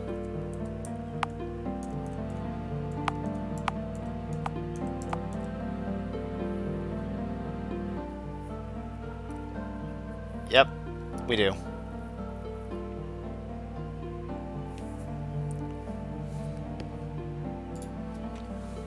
Alright, you want me to you ready for me to, Yep. Yes, me winning. The best thing that could possibly happen.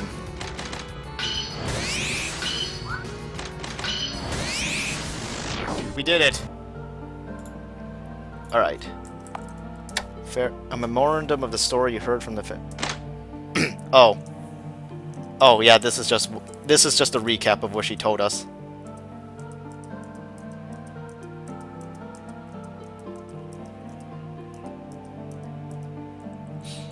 What about this? Darmadius was an Elikon man, born in the last days of the old dynasty, the eldest son of the red-haired Hale tribe. The details of his upbringing are not known, only those of the time after he came to the imperial capital as a prisoner. In the old dynasty, the princes of the dependencies and the crown prince were raised together to make up the nobility. The lesser princes took to calling themselves comrades in arms, and Darmanius, who was without a peer in terms of raw ability, was able to become a comrade and personal retainer to the third emperor. He excelled in martial arts, especially skill with the spear and equestrianism. It was known that the only way to fight on even terms with him oh wait, this is a boss, isn't it? Would be to possess a specially made shield to protect from his spear strikes and a chain to bind the legs of his horse. But he also had no knowledge of magic and never learned any of it. Known among his contemporaries for his stern temperament, he was particular about the opening and closing of the city gates at the appointed times, and would spend the night in front of the gates whenever he could not return by nightfall. He also made a practice of taking wrongdoers and running them through with iron skewers to put them on display along the main roads. Rebels, highwaymen, grifters, the unchaste, slave girls who talked back to their masters. Even when the Hale tribe incited a rebellion, he led an army in his triumphant return as the empire's general, and impaled his own father and mother on a skewer. Those who had looked down on him for his savage origins became all the more afraid of him. He would massacre without question in accordance with the whims of the deranged Titus IX. The onus is on Darmadius for much of the infamy associated with Titus IX today. He was subsequently made into an undead demon lord by Titus X, and given the duty of safeguarding the imperial capital for all eternity. This was determined to continue unbroken until one equal to the founder would defeat him, but it is unclear who this figure might be.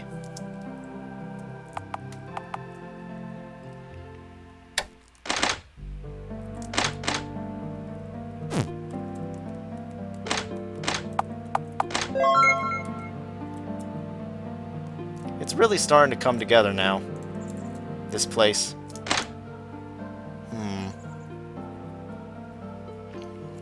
I wonder if we have enough. Show me the seal origins. I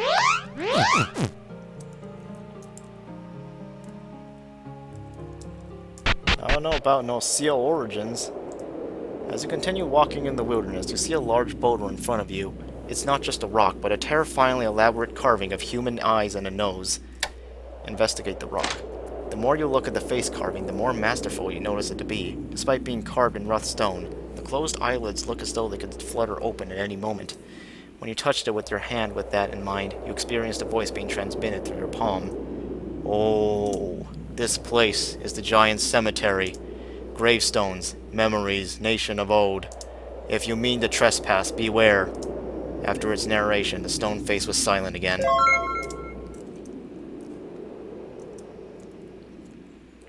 Let's use a rope here.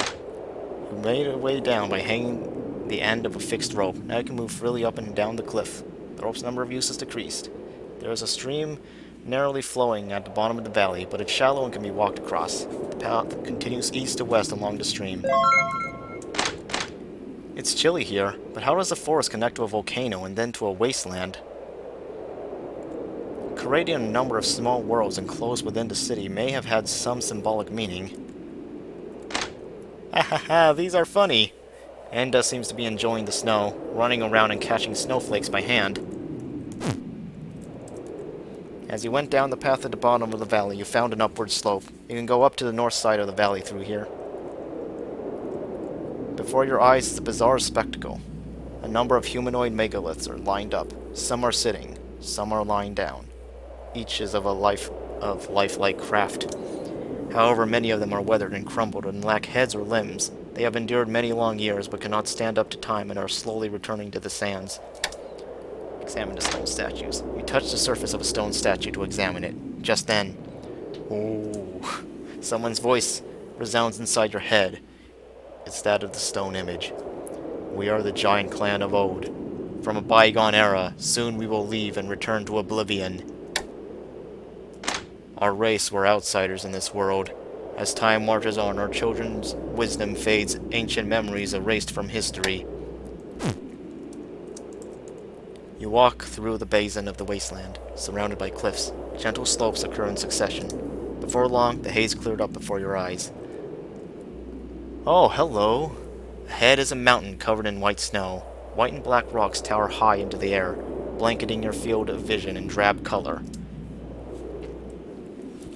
Looking toward the foot of the mountain, there are many windows and corridors along the wall of a steeped cliff. Are people living here? The path leads into the worn cavern. A golden cat has opened up a shop in a small hole drilled into the cliff. I'd like to know where my wife always runs off to. Hello, welcome to Pete's Goods.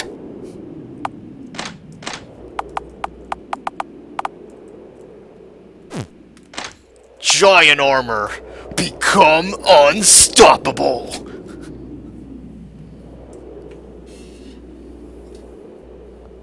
Powering up the base cannon! Excuse me, cat ear hood? No, it's just a golden cat.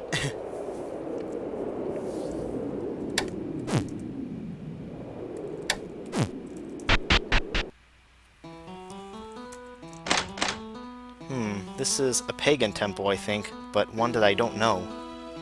The world is a big place. There are still many things we don't know about. He does?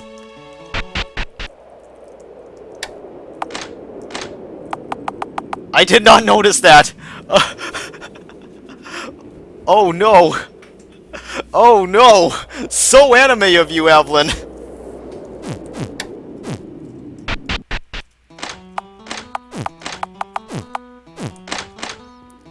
dried human, Enda muttered quietly. A semi-dome shaped space has been dug out of the rock wall. A huge sitting statue is appointed there. There are no visible gaps on the statue's surface, as if it was carved from a single stone. It looks like a petrified giant. Also, the giant statue's head is covered with a gray cloth, obscuring its face. Talk to the giant statue. No, good. Yeah, I know. It's just a stupid honeycomb joke.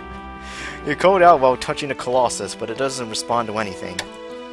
Let's sneak a peek at the face. I already sense danger. You felt a strange aura lingering under the great... Actually, never mind, let's not. Go somewhere else. There is a passage on the north side of the dome. The cavern seems to continue further back. The enemies here will be a little dangerous, which is why I'm reluctant to go further. I want to, like, try to get just one last bit of experience to get the bonus. And then I'm out of here. I'm skedaddling on out of here. According to legend, a river of flame flows through the sealed underworld of the dark god Mildra. It is possible that this domain is connected to the very depths of that underworld. This place makes me feel calm. But now I'm hungry because I smell boiled eggs. There's a jet black metal door on the rock wall overlooking the abyss. This door doesn't seem to open by any conventional means. Yep, can't open that door. Let's fish!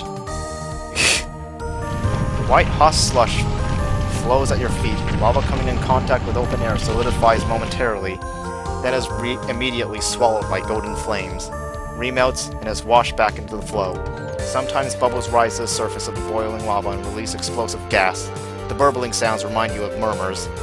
Irie sense danger. Listen carefully to murmuring.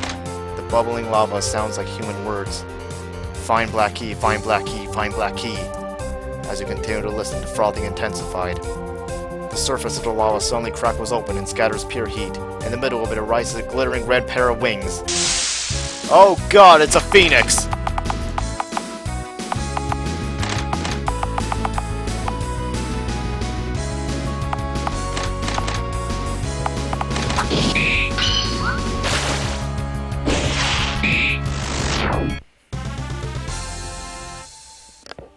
As the firebird was felled, it lost its form and returned to lava.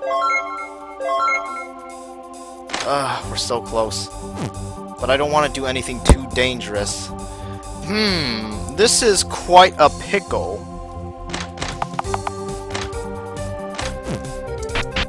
Perhaps there is one thing we can do. But first we... Oh, god damn it, not again. We have to go back to the Dragon Tower.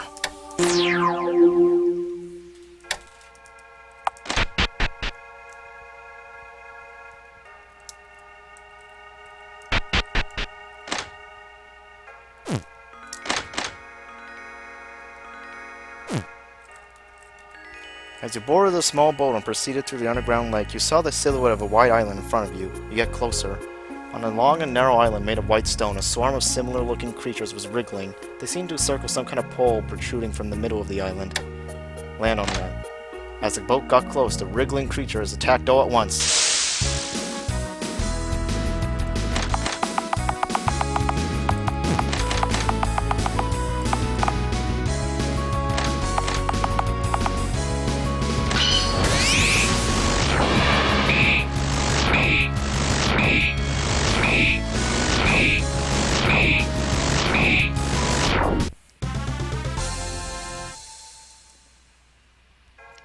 Seeing that they could not win, the slippery, squirmy creatures fled to the center of the island. There, they turned towards the pole and made elastic gestures toward it. It's as if they're praying. Before long, the pole began to emit light and shot lightning bolts at the slithering creatures. The creatures themselves became charged with electricity and emitted yellow light. It seems they've absorbed the lightning and become stronger. Once again, the wriggling creatures attacked.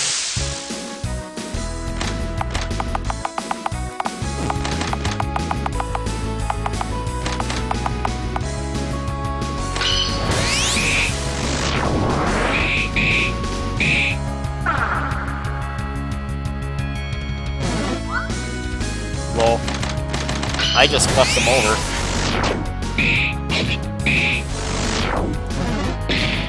I like how this feels. Oh man, you powered up only to die like that. How sad.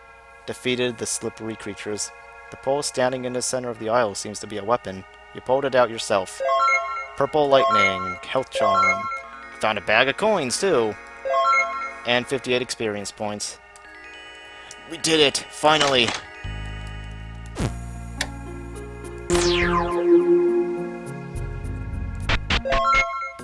Yes, we got the bonus!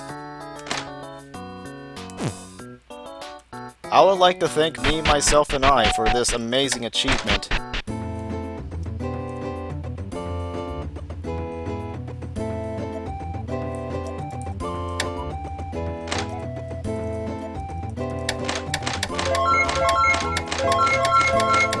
Anyways, let's go collecting, I guess.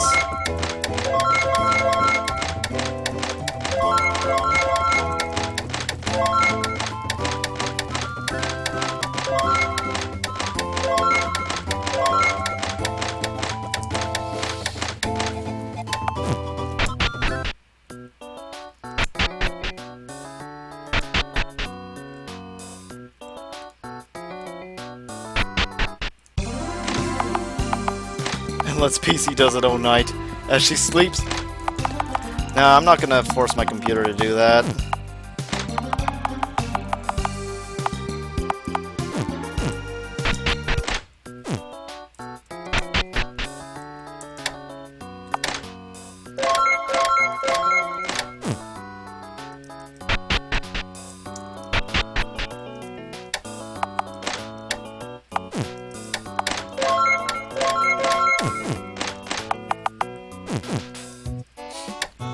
Oh, I smell pizza.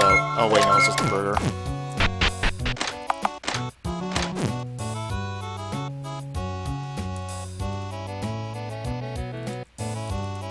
Let's see. Any armor we can make? Pumpkin armor?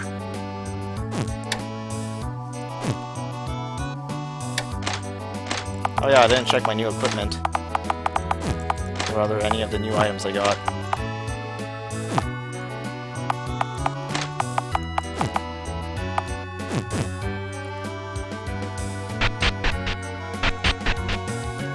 I wonder if there's an event that'll happen when I sleep here tonight.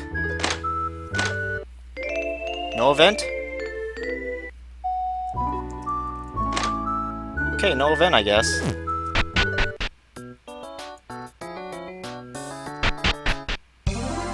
What is it?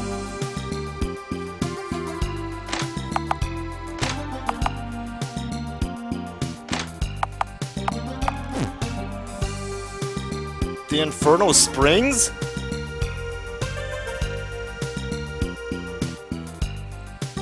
Why would you want to go there?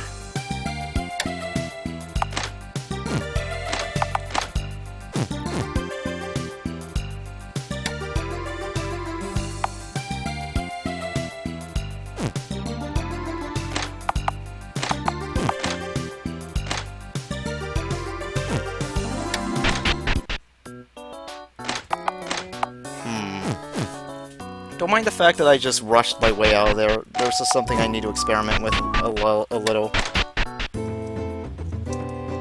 You stepped onto a rocky hill and looked for an enemy camp. Before long, you spotted what looked like a puff of smoke in the north. There may be someone over there. As you continue walking along the rocks in search of the smoke's origin, you found a large rift in the middle of the cliff. The walls on both sides of the path are unnaturally flat, signaling to you that they were made by human hands. Some time ago, there must have been a cut-out path connecting the north and south ends of the Rocky Mountain. However, the path is now blocked by a landslide. Instead, a narrow side path extends to the east. As you continue along the winding passage, ruins appeared on your path. It's like a small temple that's carved into the cliffside. Approach the ruins. You arrived at an open area at the bottom of the valley. Gates to the ruins are open to the north and east. The walls around the gates are set with sculptures and windows, reminiscent of a temple. The south end slants downwards, and you can see smoke rising from the bottom. Irie sensed danger. When you look closely, you notice a number of footprints left by something other than human beings. The smell of blood is wafting in from the east.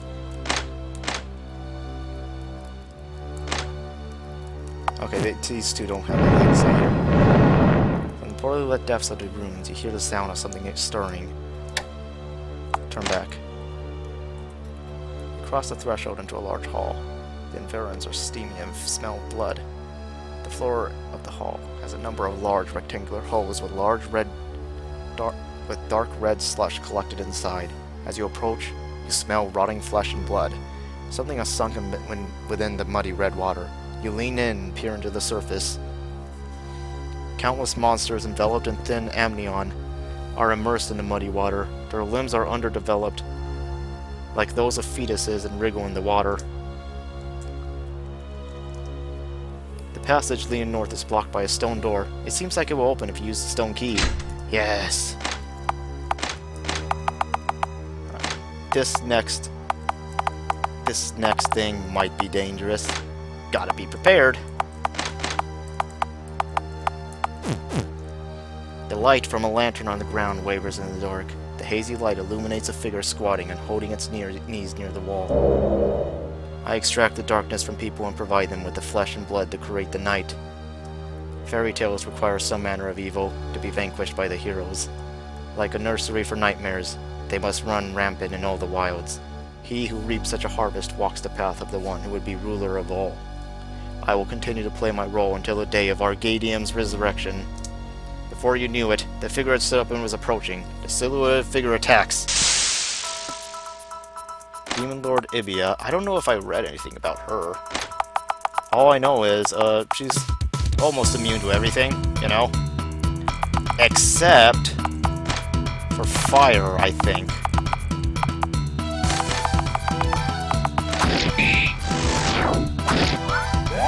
Oh god, she also has a one-hit kill attack. I'm the only one allowed to have something like that. That's not fair game.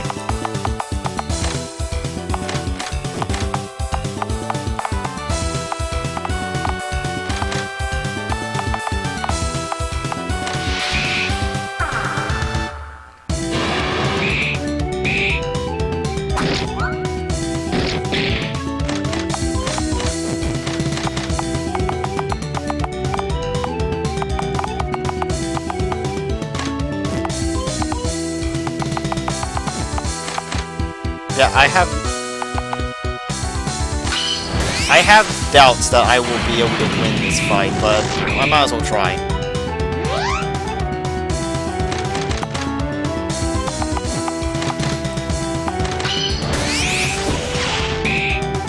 Yeah, I don't know what to do against her. There might be a lore book about this, but I don't know. This is why I was reluctant to come to this area, because I wasn't sure how I would be able to handle this.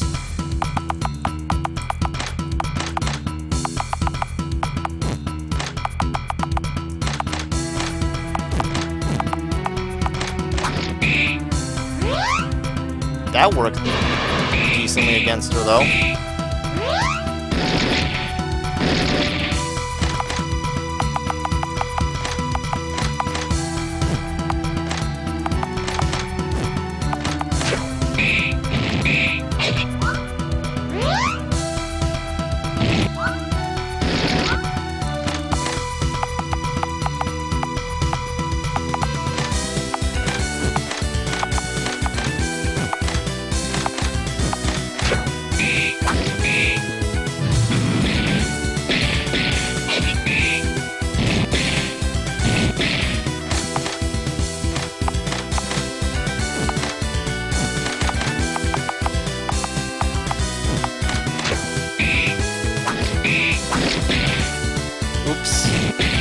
Yeah.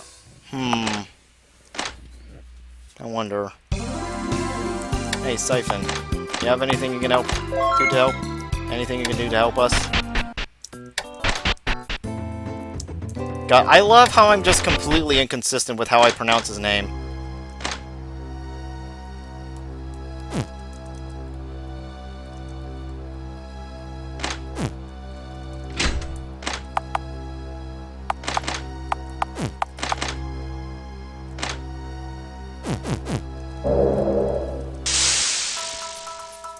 She weak against ice? I don't know.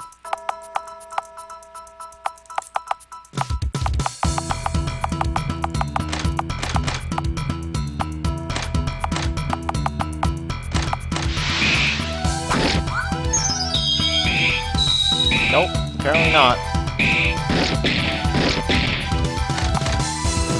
Got no clue how to deal with her.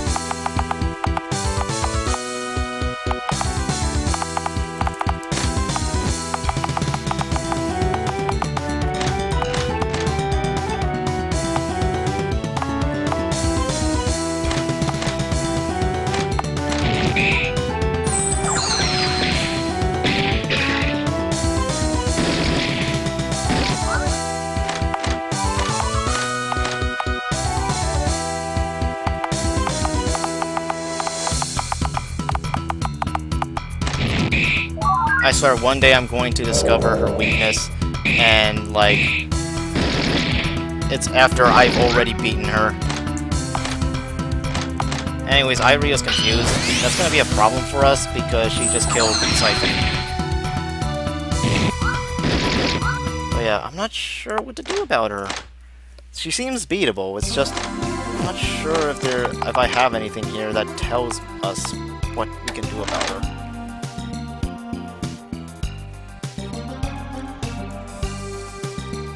Maybe water? Learn Fire Breath with Enda. But she already uses Fire Breath.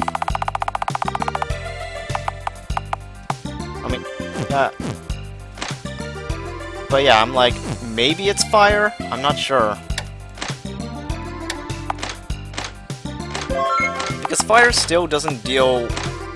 Fire damage isn't great, but it does deal more damage than the others.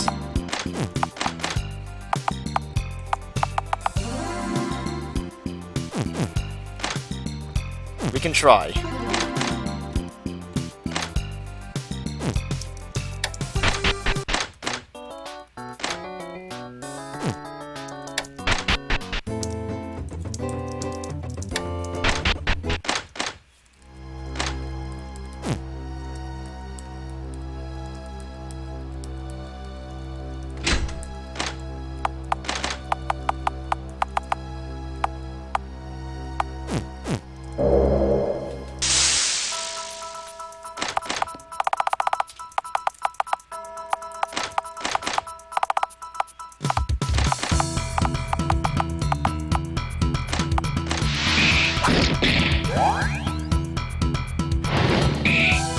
Oh, that works.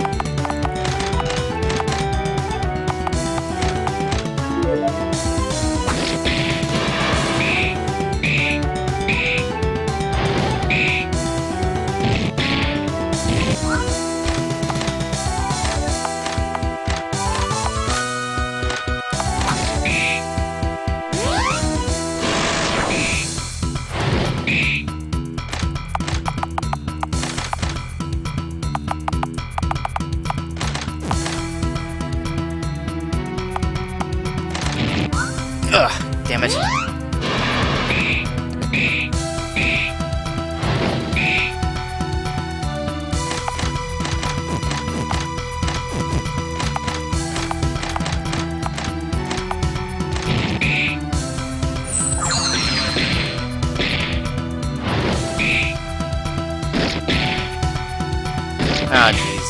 Ah, jeez.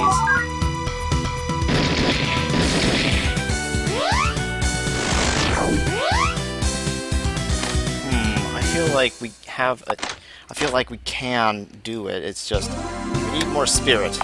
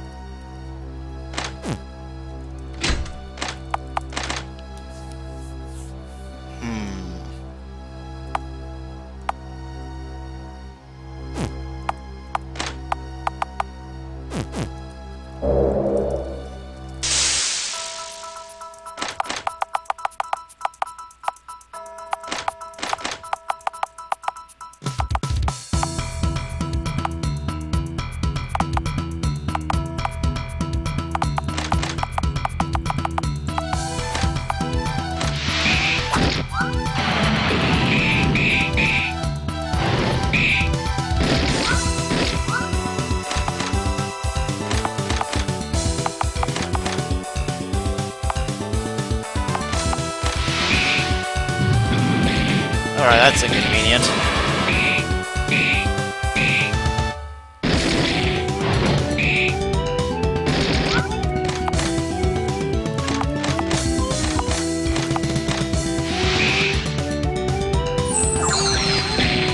It doesn't seem to affect magic. The hit rate reduction doesn't seem to affect magic attacks, though. So that's a problem. Oh, I did not mean to defend with her.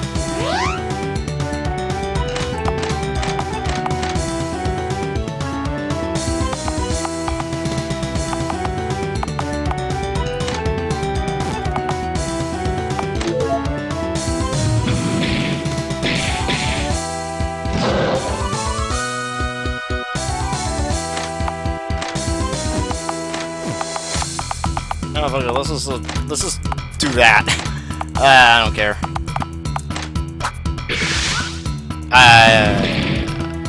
It would have been funny if that worked, but instead the game decided to mock me by having it miss entirely. This might be a little difficult. I will try that again some other time, maybe.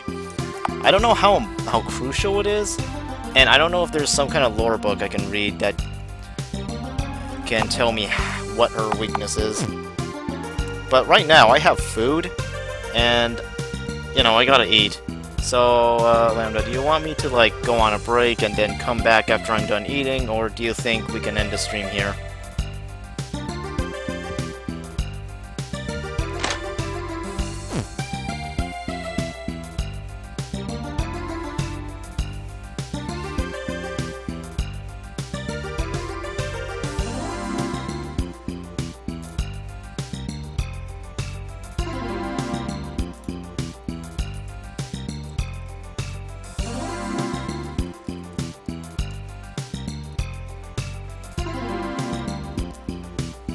Well, I guess I'll eat first, and then when I get back, I'll check up and see how you're feeling, like, if you're feeling like we can still go on.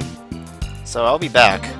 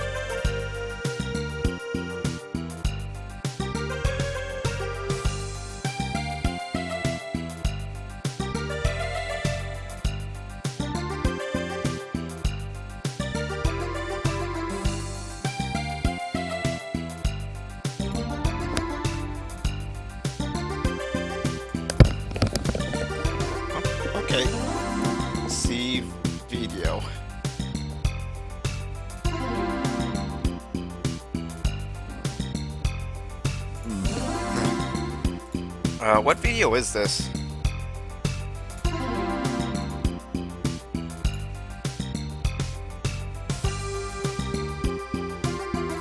What? In case of an investigation by any federal entity or similar, I do not have any involvement with this group or with the people in it. I do not know how I am here. Probably added by a third party. I do not support any actions by members of this group.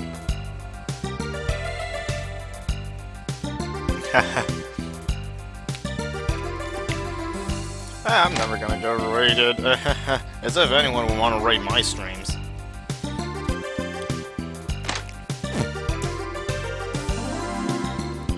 So, how's it going? So I'm back, and I want to check.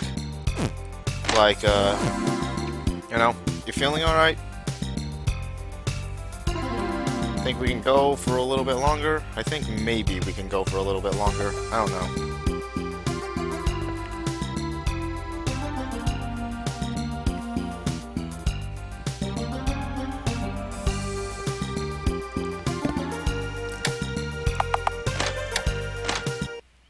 Oh, no, I wasn't trying to...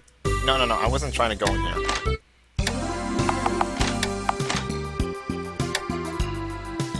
Do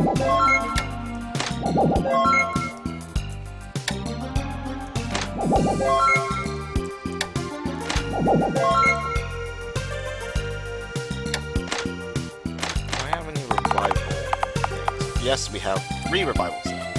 What? Oh no, you raided me! I don't believe it. We just got a... I can't believe Lambda just raided me.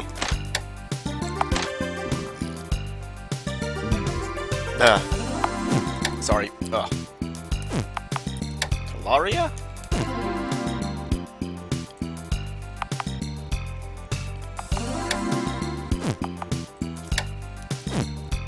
Man, why would I actually want to use items to make stuff when I can just hoard them?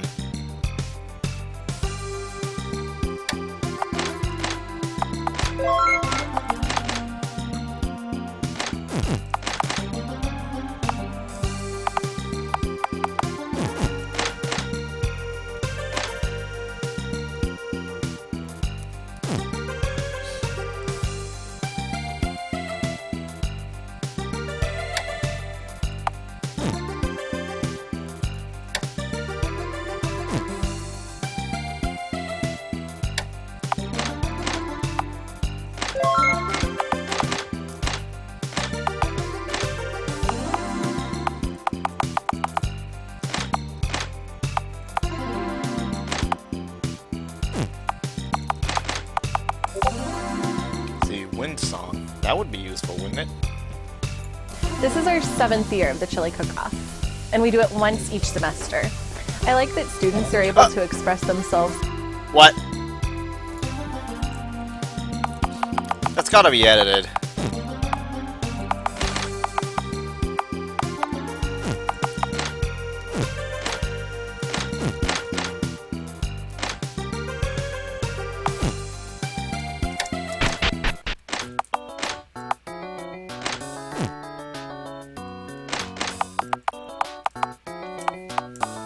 But anyways, it's time to head to the next area. Oh no! I was like, oh wait. Actually, yeah, I have time. I can like, I'm just trying to think about how I'm going to like do things like efficiently, but it's fine. Curious.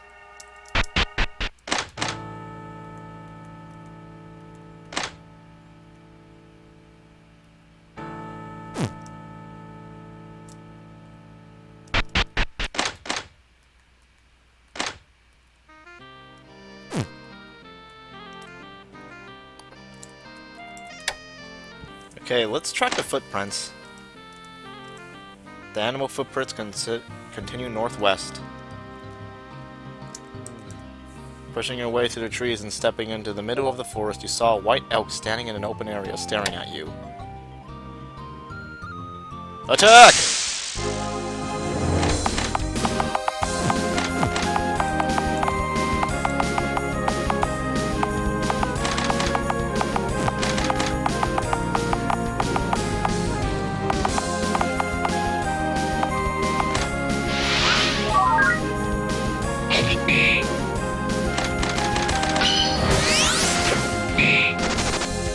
Okay, fine. I guess we're not doing that.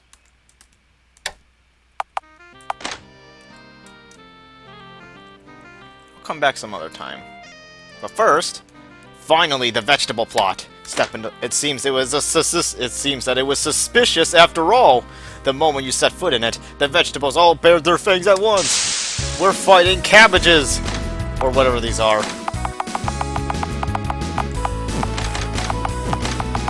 Let's fight the cabbages.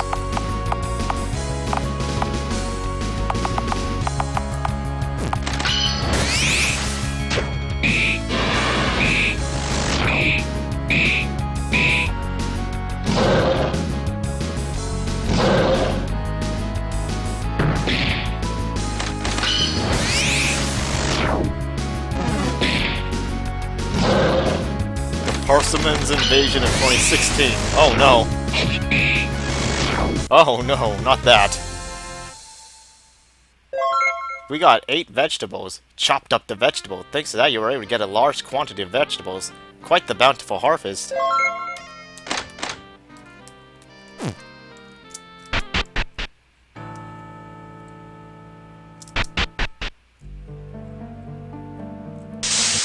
Oh, Toon Golem.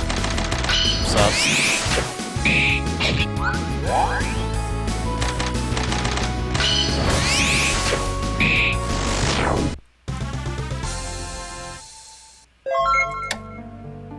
Move the debris. Hey, we got flour. God damn it, I don't want to fight any goddamn apparitions. Get out of my way!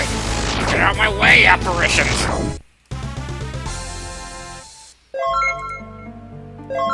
Hey, a treasure chest. There appears to be a trap. Who cares? Let's open it! I didn't activate the trap. See? I'm too good at this. You want us to use the magic key or something?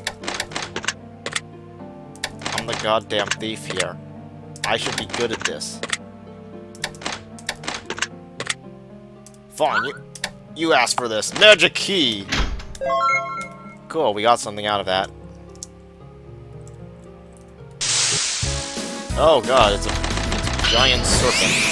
I'm gonna kill it. I heard this giant serpent was very giant.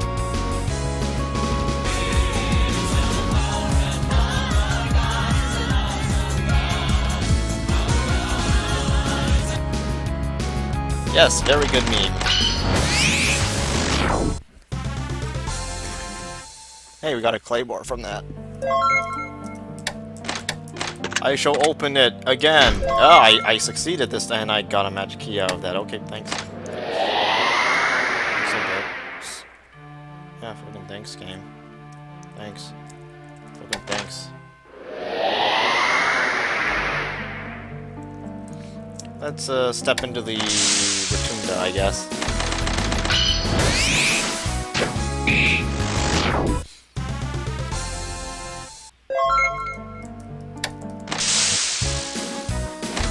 Ah, how's it feel? This is no longer a duel, this is now an unfair 3-on-1.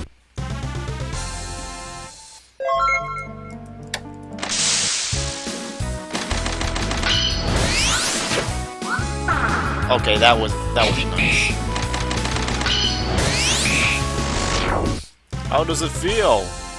How does it feel to be ganged up on like this?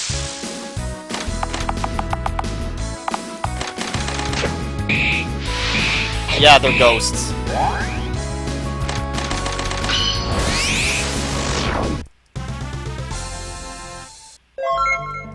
A spectral warrior awaits you in the middle of the rotunda. Yeah, so yeah, they're ghosts.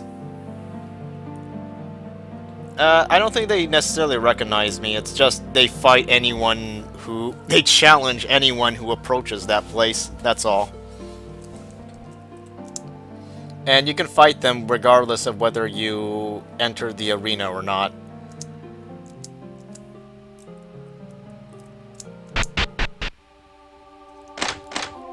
Hey, do you smell that? Not the sulfur smell. It smells like burnt blood.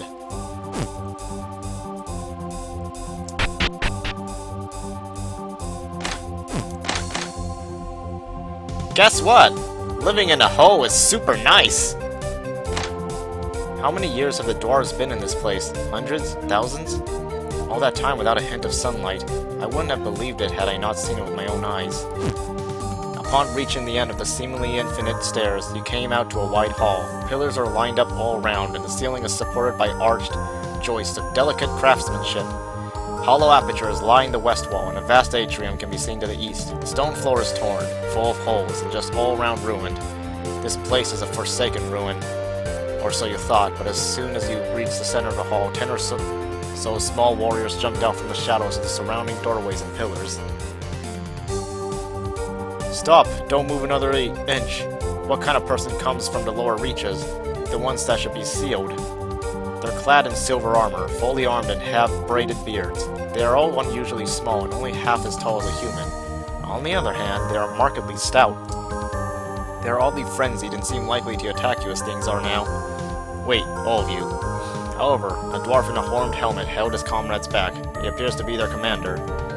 Nice to meet you. My name is Dalim, of the Weaver clan. Let me welcome you, first of all. Nonetheless, this is the kingdom of the Dwarven Tower. Other than us, there should only be Nightseed here. I've never seen anyone of our race or the demons who look like you. Where exactly did you come from? Explain the situation. Talk all about the sequence of events that have led you to this place. Incredible. The world outside? So the legends were true. Any further conversation was interrupted by the sounds of war cries from the east. Dwarves in black armor rush across the bridge in the eastern cavity. As arrows fly, a battle between the dwarves in silver armor and the ones in black armor commences. Is this my uncle's doing? It seems you've been caught up in quite the melee. What will you do?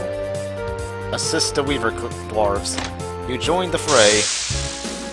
Anyways, I think Lambda will probably recognize this from the time I screen shared it. When I was, like, suffering through this area.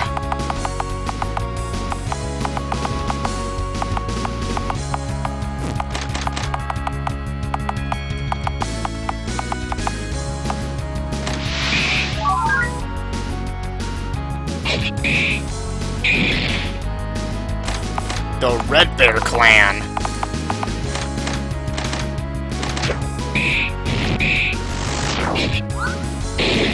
Ugh. Okay, that hurt.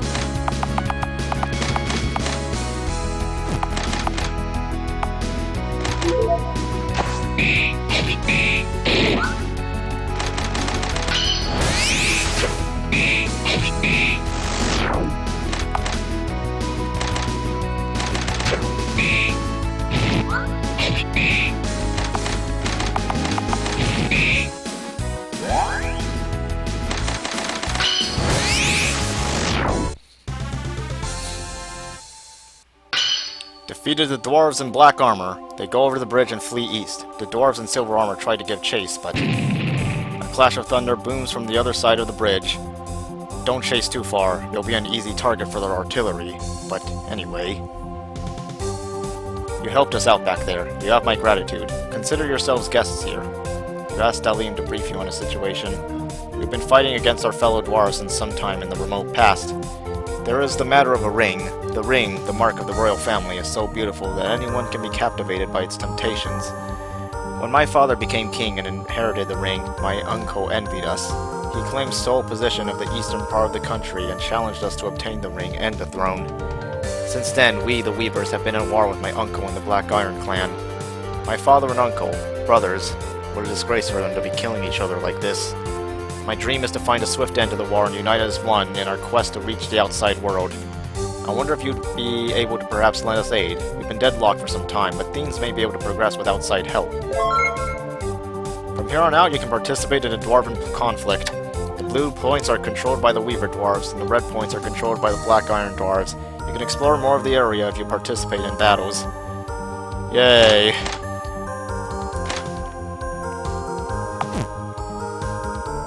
a hall lined with enormous stone statues.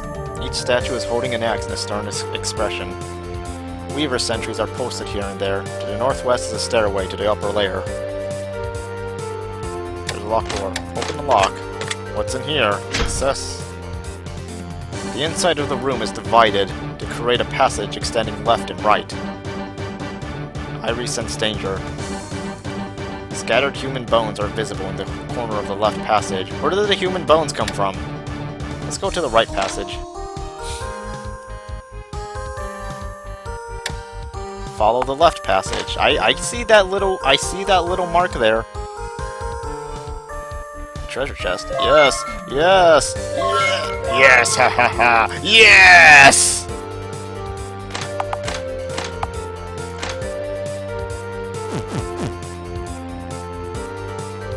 When you come out the aperture, a bottomless pit opens up a mere step ahead.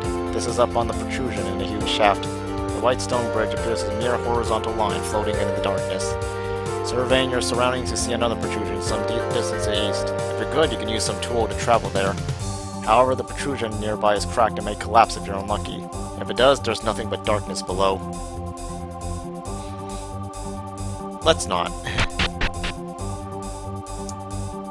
Cubic megaliths can be found here and there. Weaver dwarves live secretly among these blocks, making up the stone temple.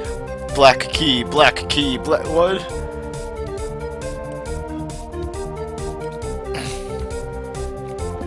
There appear to be passages to other areas to the north and east. A thunderous roar can be heard from afar. When you stepped into the new hall, you saw Weaver troops. You thought they'd gone in the opposite direction in rank, but they seem to be coming back with injuries. There appears to be a dire contest raging beyond this point. As you witnessed this state of affairs, a dwarf who appeared to be their commander approached you. Good to see a friendly face, sir. Heard about you from Prince Talim, sir. Says you're a fine warrior, sir. Glad to have you aboard, sir. We're in the heat of it with the enemy for the eastern corridor, sir. It's a key strategic point, sir. Stop calling me sir. We must take it by any means necessary, sir. But the enemy snipers and cannons are a problem, sir. Therefore, we want you to lay siege to the enemy line in the corridor north of the city as a detached force, sir. At that time, we can commence our own attack, sir. The long and the short of it, sir, you'll be acting as a decoy, sir.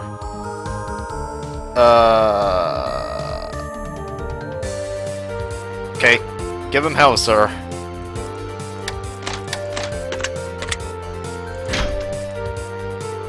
There are 3 passages in this room, and you can see a treasure chest beyond them. On the wall is a sign that reads, "Beware of pitfalls." I sense danger.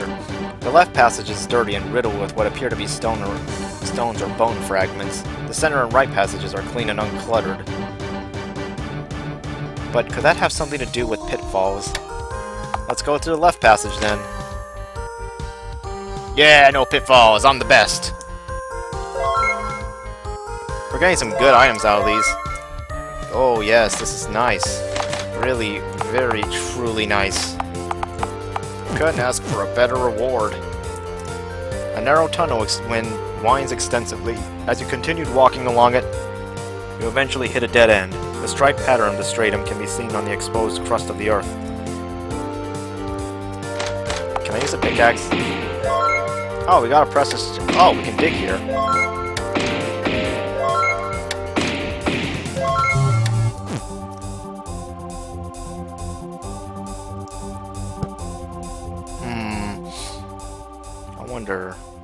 I was just thinking about something. Okay, this tunnel is covered with giant phosphorescent mushrooms. It seems the dwarves use it as some matter of farm. Proceeding through the tunnel leads to an open cavity. It seems that no one has been here in a long time, and there are rusted, worn-out mining tools nearby. There is a huge hole in the center of the cavity. Seemingly from out of nowhere, the smell of sulfur hangs in the air. I sense danger. I sense the presence of creatures. I can't eat anything here. Or what? You want me to eat the gem? I don't think I can eat gems. Have you been grinding mushroom mobs again? Oh no! Squeak, squeak! I'm killing the mushrooms!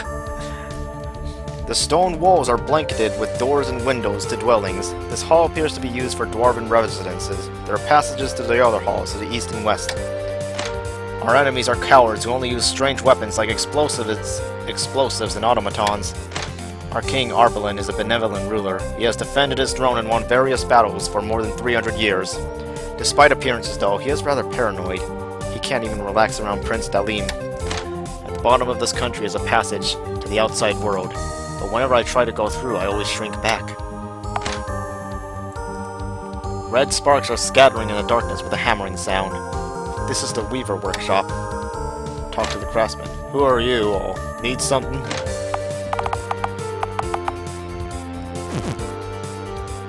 There are several small chambers in the back of an intricate, narrow passage. I like the Red Bear story arc we're on! There are several small chambers in the back of the intricate, narrow passage. Each chamber appears to be cut off by an iron grill and used as a jail cell.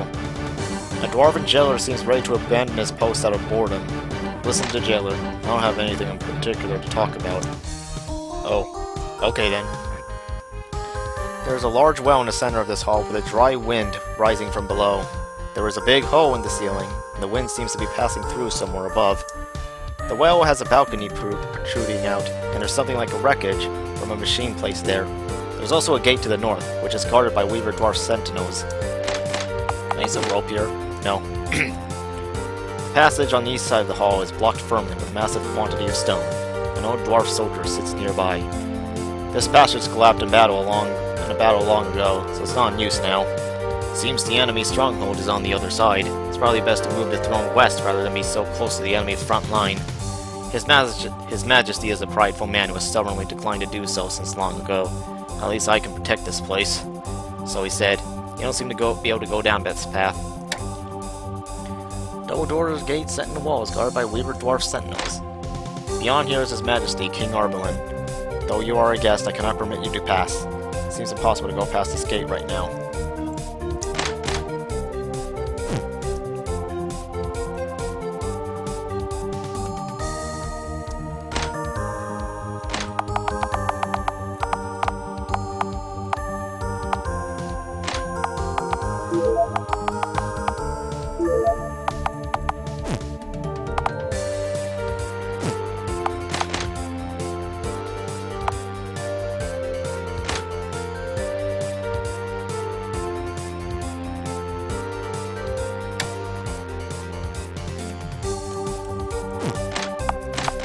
You mind cooking up some salads for us?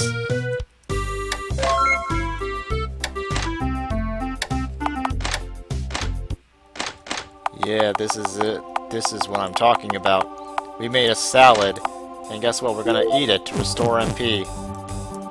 I am a genius. A miniature city is constructed around a great well. Pillars dot the corridors, and the cavern's broad aperture gapes blackly. Moonspeak ingredients! On the other side of the well, on the east side of the cloistered city, you can see a battalion of black iron dwarves on standby. Further north are several smaller units with marksmen camped out. Well then, what is the best course of action here? Attack the northern small units! How anime of you dwarves! You ran through the corridor with your sights on the enemy marksman units in the north. The enemy quickly noticed you. A large enemy crossbow rushes to turn around and aim your way.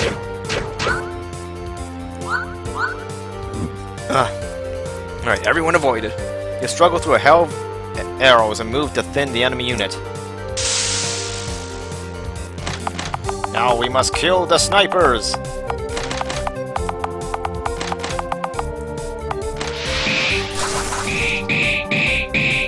None of them flinched at all.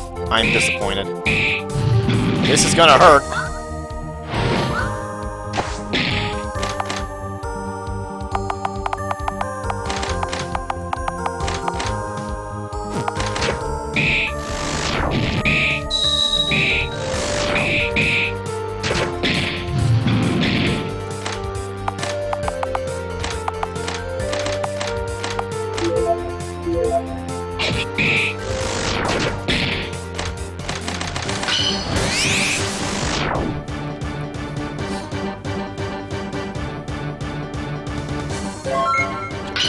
Defeated the enemy marksman unit. You head for the next threat without pause. The second enemy unit fires. Oh no, and that wasn't too much damage at least. Can we decapitate one of them? Come on, let's decapitate one of them.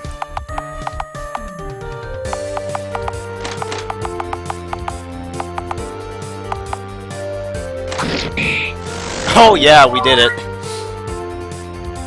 Wow, none of them fell asleep at all. At least we managed to blind one of them.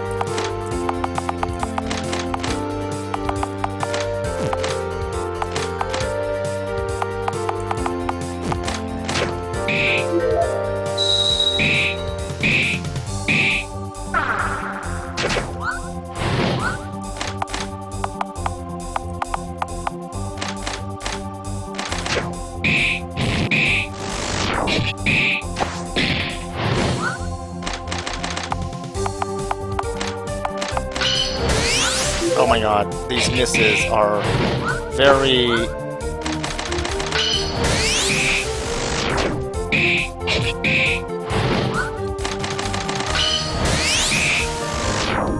But whatever, we got through that. Got Dragon Blood. Defeated the second enemy unit. The enemy's main force is thrown into unrest by the situation. They seem ready to meet you with the full force of their army. Your allies do not fail to notice the opportunity. On the south side of the cloistered city, large units of both enemies and allies collide. The melee continues still. Following the battle, you now control the cloistered city. We did it. We've got him on the ropes. Charge! The Weaver Dwarf forces rush into the Eastern Hall, shouting. There is a stone coffin in the center of the rock chamber. Surrounding it are 7 dwarves who are all weeping. You there, please listen to our plight. Our princess has fallen. They can be awoken with a passionate kiss, but so far no one has had the courage. Whatever will we do? I sense danger. You can sense shenanigans coming from the... I love the fucking word choice here. Just shenanigans.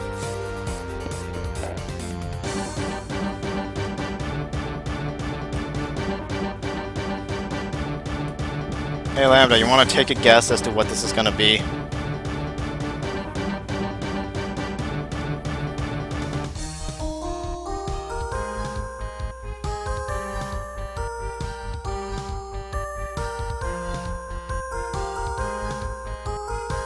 You sense bullshit afoot.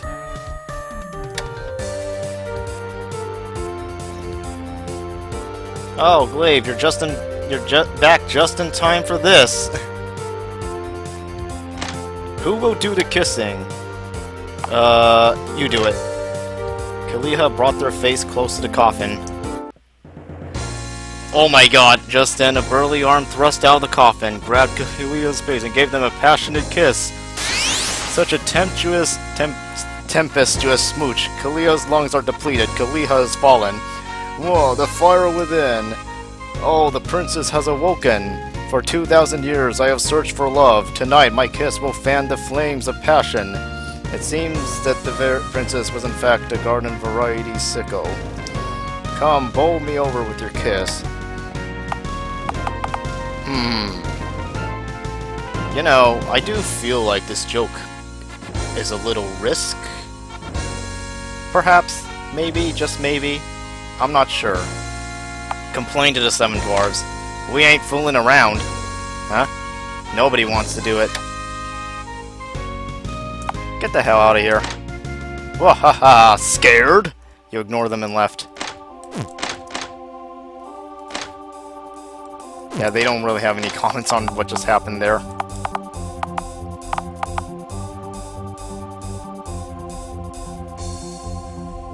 No, this is... Well, some of the tracks are just the RPG Maker defaults. Others are from like free music from those Japanese music sites that just like provide free music for use in whatever you feel like.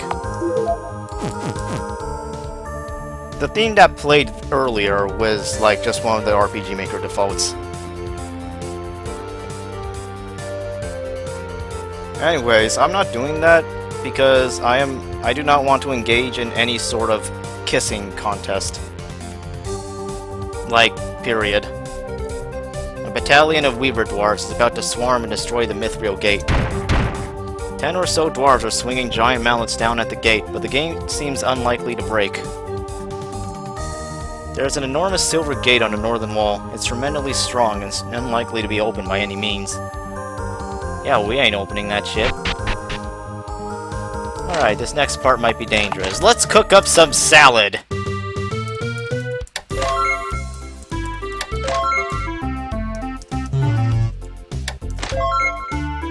Oh. Oh, I made a vegetable soup by accident, but whatever, that's fine. It's perfectly fine. Yes, the power of salad compels you.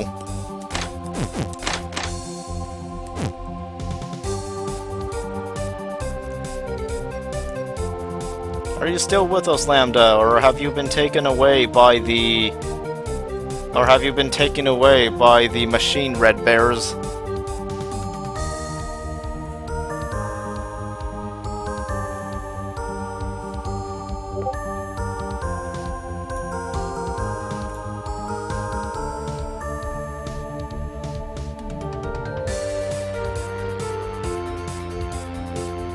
Alright.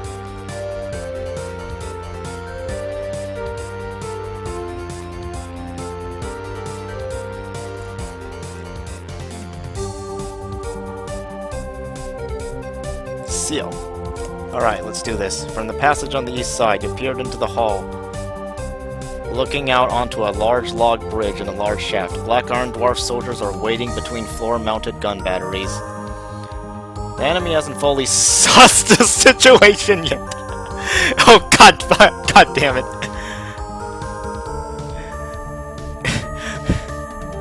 The batteries are fixed in the direction of the bridge and are secure for an offensive.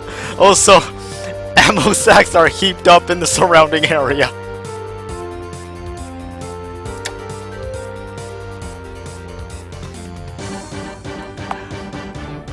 Yeah, I know, you talked about it earlier, and then I see it pop up again.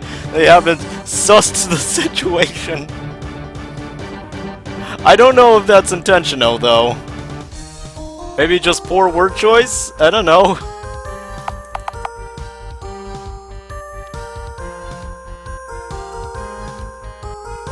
Amogus, ding ding ding doo doo doo doo doo doo doo. Anyways, I've tried to creep in and ignite the gunpowder before. Actually, it says gunpowder here. I guess that's a typo. But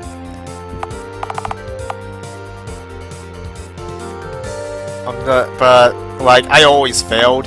So I prefer just getting the surprise attack. Oh god, I don't like this.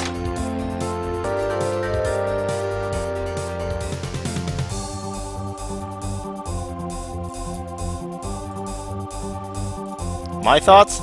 My thoughts is I do not want to engage in a kissing contest at all. That's it. And I'm like, no, I'm not doing this.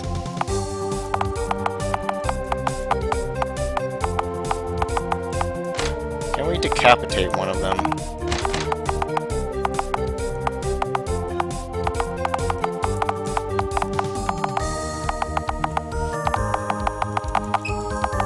I'm uncomfortable with that. I'm personally uncomfortable with that sort of display of affection. I prefer other things, like pretending to be a seal.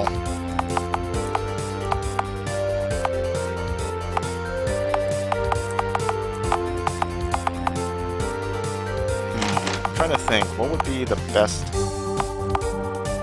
What is it?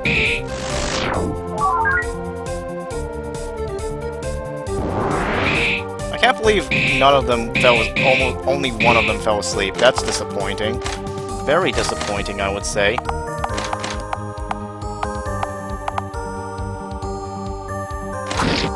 Modding Starbound with forbidden mods. That's the best display of affection. Sure, we'll go with that.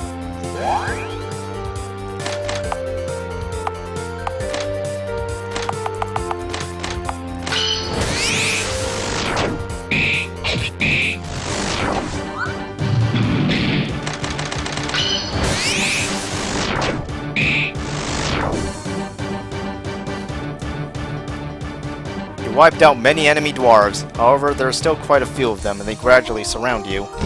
Just when you thought you were done, Farer, the sounds of war cries echo from the West Bridge. Rah rah rah rah rah rah rah. Yes. That is also one of the best displays of affection. The Weaver Dwarves have launched an offensive. Don't fall behind our ally. Forward, warriors! The clang of swords resounds. The dwarves in silver armor charge all at once. They exterminate the bewildered black iron dwarves in what seems like an instant. At the end of the battle, you succeed in occupying the hall. Well done, Irie. Thanks to you, we were able to suppress the enemy line. The upper stratum is also under control, so if you conquer the enemy's stronghold, the battle will end.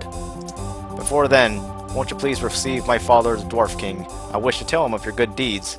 The king resides at the highest point. Please come with me. He joins the party as a, like, AI-controlled member, so...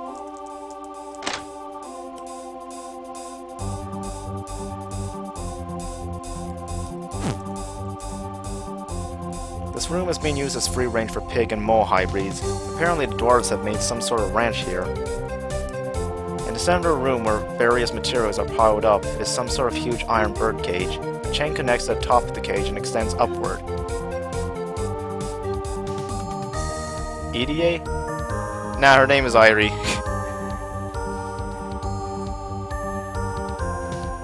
A chain connects to the top of the cage and extends upward. The cage door is open, and it seems you can go inside. You went into the gigantic iron cage. There's a pedestal in one corner with some sort of dial where you can enter a 4-digit number. A 4-digit number that I do not remember! No! No, I can't sequence break now! Assuming it's a sequence break, etc. Let's see. No, that's not it. That's not it. That ain't it either. This ain't it either. Oh god, I don't have very many memos because I haven't really been actively searching. Whatever, let's just go meet the king. Fuck it, right? It's not Dark Soul, but prepare to die anyways. Open the gate. I have guests to meet my father. Yes, sir. Sentinels, open the gate. Among the halls you visited so far, this one is special, with crystalline colonnades adorned with torches casting many shadows along the floor. The materials used in its construction appear unique, and golden striped patterns run everywhere along the stones. An old dwarf sits on a throne, flanked by palace guards behind a number of extravagant, ancient, worn carvings. Dalim, you're back. Does this mean you have my kid brother's head on a pike? Rest assured, father, it is only a matter of time before we control the Silver Gate. I have brought with me some valorous folk who have assisted us in this battle. I beg of you to bestow upon them the appropriate honors. They're not dwarves. Giants? Demons? They are from the surface world. The world is not limited to this kingdom. It is said that the first king, 22 generations ago, pioneered this kingdom, but some legends dictate that we are but mere prisoners. When the battle is over, we should search for ways to go out into the outside world. Simpleton. Foolish as ever. You intend to seduce our nation with such nonsense. Father, that is not my intent. You wish to rile up the rank and file and take the crown, like my brother? When the old dwarf hung out his hand, you saw a ring that gave us a red light. Take the giants and go. If you have time to be thinking about crap like this, you could go craft some heads. Father, you all withdrew from the hall. I apologize for that. I'm sure that was as uncomfortable for you as it was for me.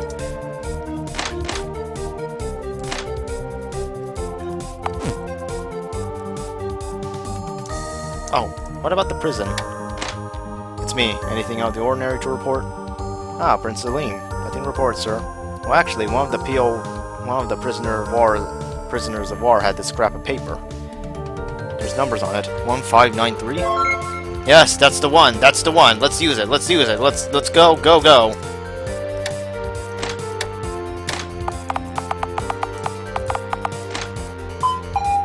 There's the sound of gears turning. The iron cage begins to go up. The elevator rose to a room with huge gears and pulleys. The southeastern part of the room is connected to another hall.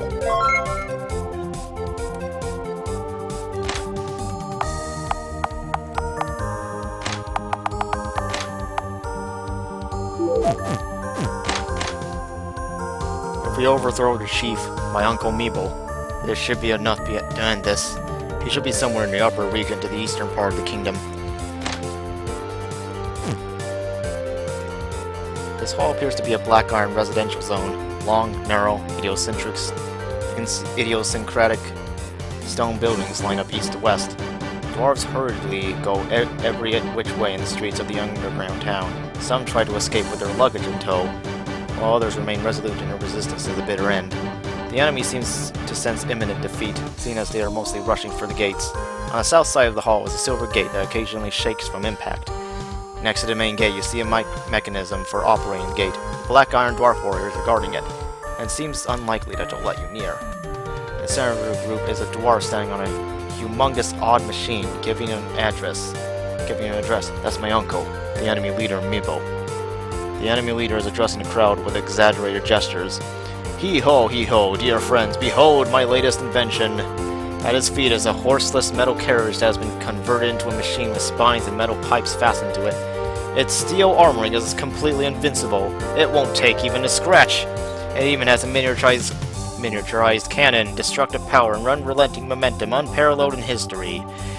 These are the things that we have that the Weavers lack. First is our technological strength. Second are the abundance of mithril. Third, our united military front. And then there is me, your super awesome, totally fantabulous leader. Their old geezer of a leader is no match for me. I guess that's 4 things. As long as we wield this power, we cannot lose. The Black Iron warriors listening to the speech let out a ferocious battle cry. Incidentally, it seems we have some friendly, lanky people here with us today. Thank you for coming, spies. You appear to have been recognized. The soldiers look your way all in unison. Get them! A huge fighting machine blows steam and attacks. Yeah, I did not prepare for this battle. Aren't you disappointed in me? I just hope we can survive this. I hope.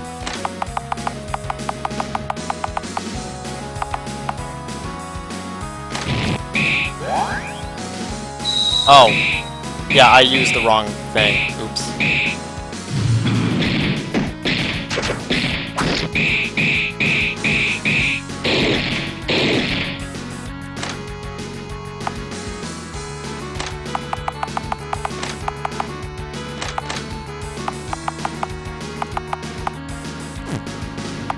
Oh, yeah, this is bad.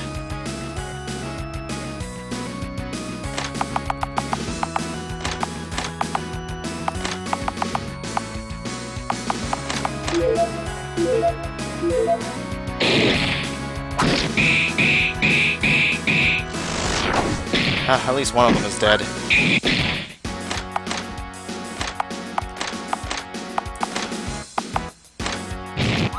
Oh my god. Yeah, you can't be missing these.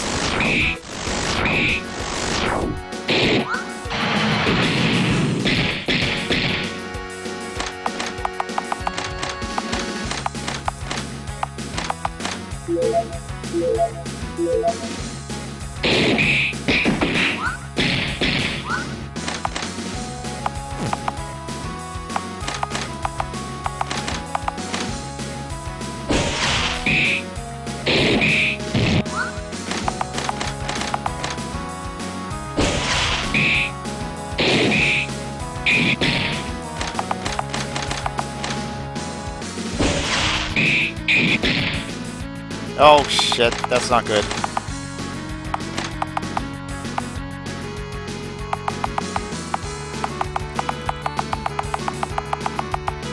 If only I wasn't so fucking stingy with my items.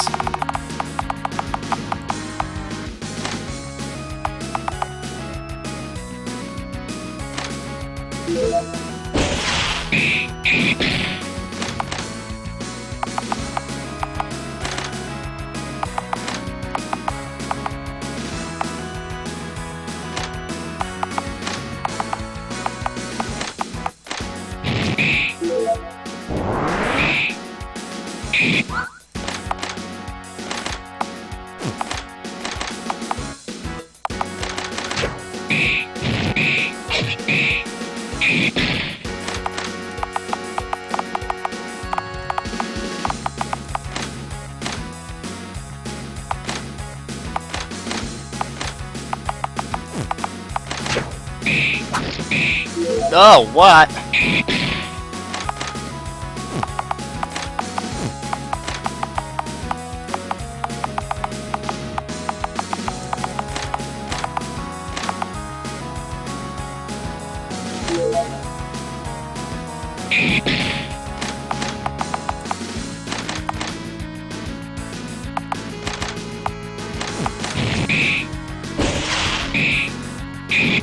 I was really not prepared for this.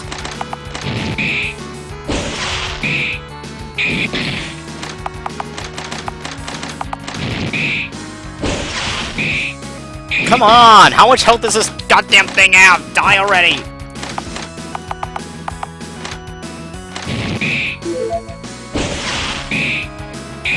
Holy shit! Holy shit! It's not enough, man!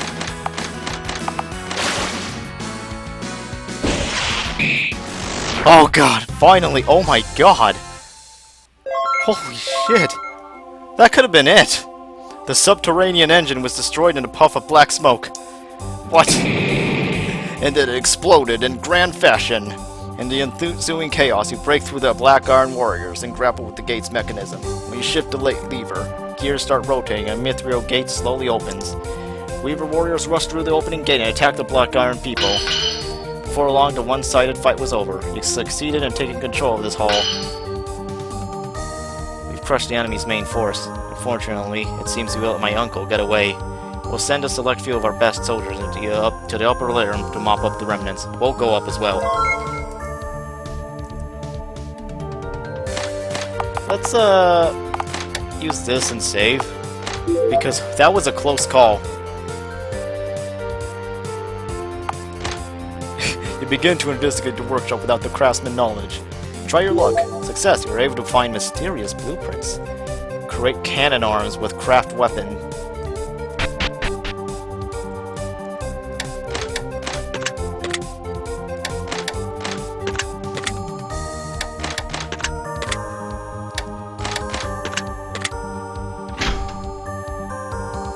The floor of this room is color-coded. White pavement, black pavement, and ordinary floor tiles.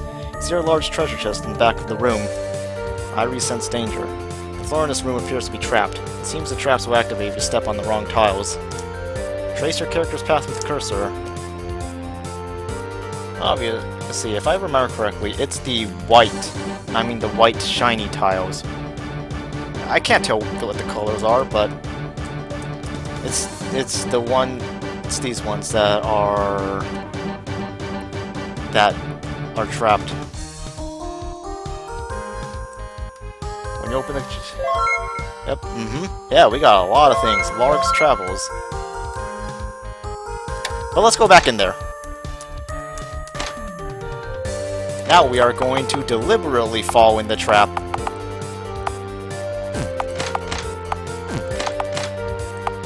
Assuming it doesn't, you know, assuming we don't just fucking die from it. Worth a shot, right? Pitfall! You banged your whole body up against the ground at the end of a long slope. You managed to skirt death, however. You survey your surroundings. You appear to be in the center of a small room. Unfortunately, you can't see a door anywhere. Yeah, everyone's just fucking dead.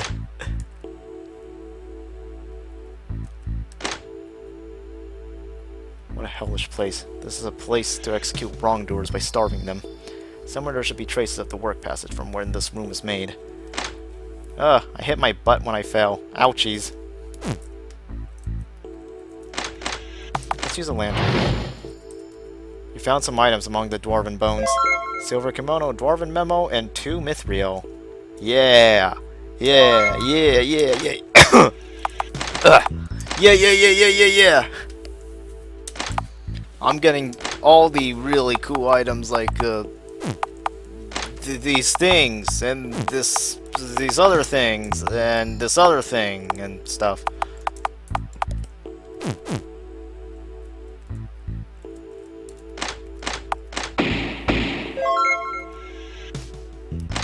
We have to keep digging. Keep digging. We did it. Okay, yeah, we are super beat up right now, so, you know, we have to head back to town. I'm not really sure why, but we dwarves can go no further. Part with Deline for now. I'll wait around here. We'll meet up when you get back. Farewell for now. Yeah! Sorry. I got excited at the bonus SP I was getting. On the riverbank. Let's see. Yeah, we can't get any new titles yet. I'm sure you're aware that my people are not on good terms with the Temple of the River people, right? We've faced incursion for ages just because we believe in different gods. It's a hopeless situation. You know, I remember some of when I was a big dragon. Wanna hear? Yeah. Long time ago, I flew in the sky and chased birds in forests and plains and stuff. One time I went to sea and caught some fish. Then there was a huge fish. It wasn't just big, it was delicious, and it was even better baked. The end. That's the end, huh?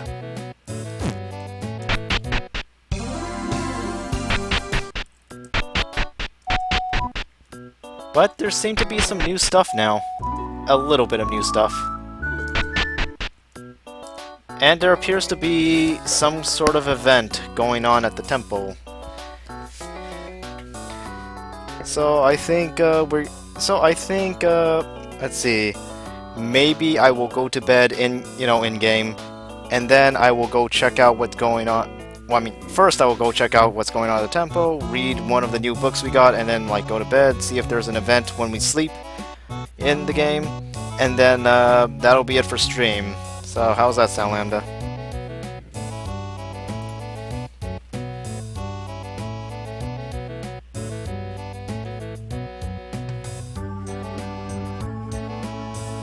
Okay.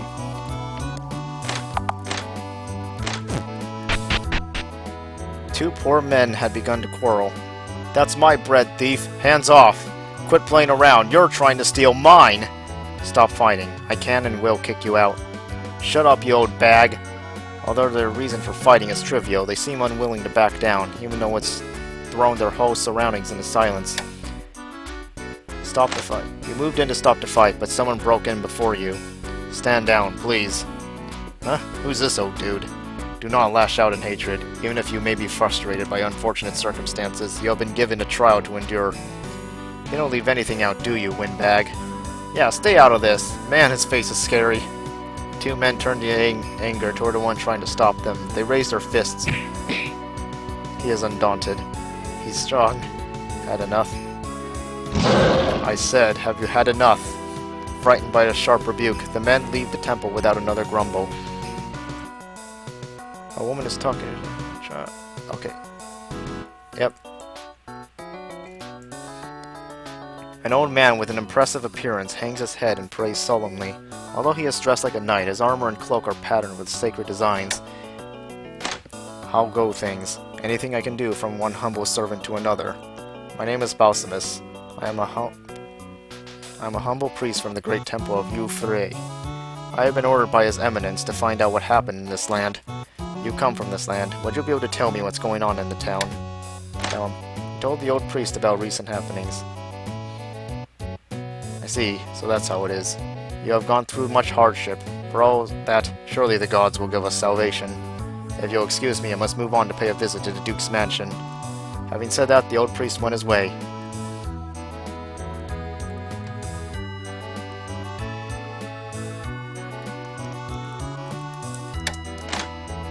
Right now we have a visitor from the Isle of Yu-Frey. He's an old acquaintance of mine who is the commander of the Temple Guard. He seems very rigid and villainous, but he's fundamentally a good guy.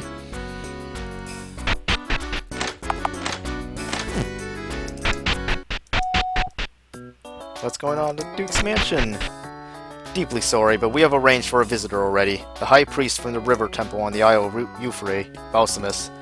I do apologize, but you'll have to come back another time. You were driven. Yep, can't go in there.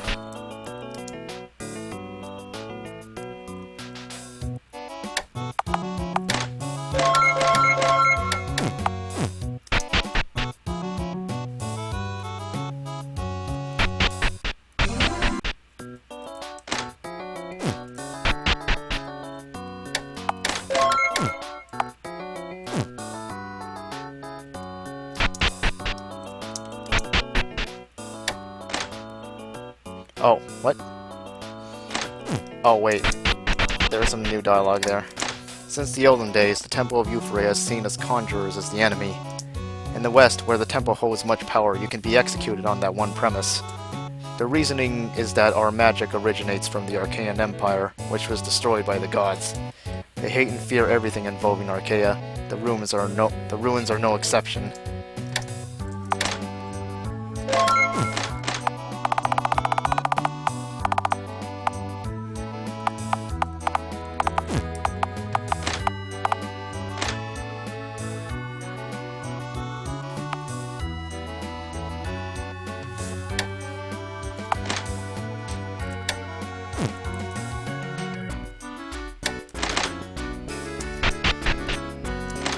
I'm gonna do something maybe a little risky, maybe a little stupid. I'm gonna go and fish. Oh, sorry, Dalim. I'm just here to fish now. The password is SELC. Yeah, I deserve that. Oh, I managed to get away, surprisingly enough. Oh, it's back. Maybe I shouldn't fish there. What about here, though? Why did it have pouty lips? I don't know. Okay, this is just a monster-infested swamp.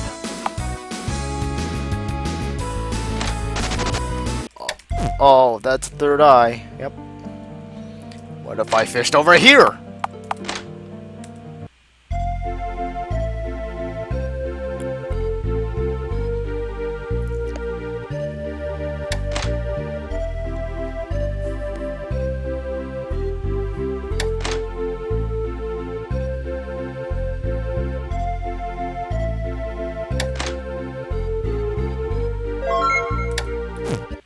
Sudden Kraken! I couldn't really get anything from that, unfortunately. What if I went out here and fished? What if I fished over here? Okay, I can't fish there. What if I fished over here?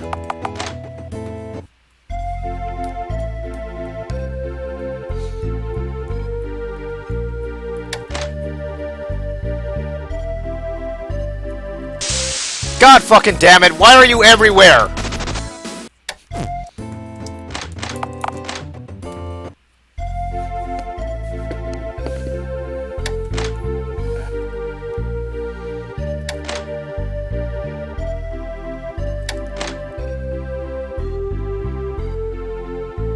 I know fishing is a way you can get, like, treasure notes and stuff, and maybe some other stuff, but...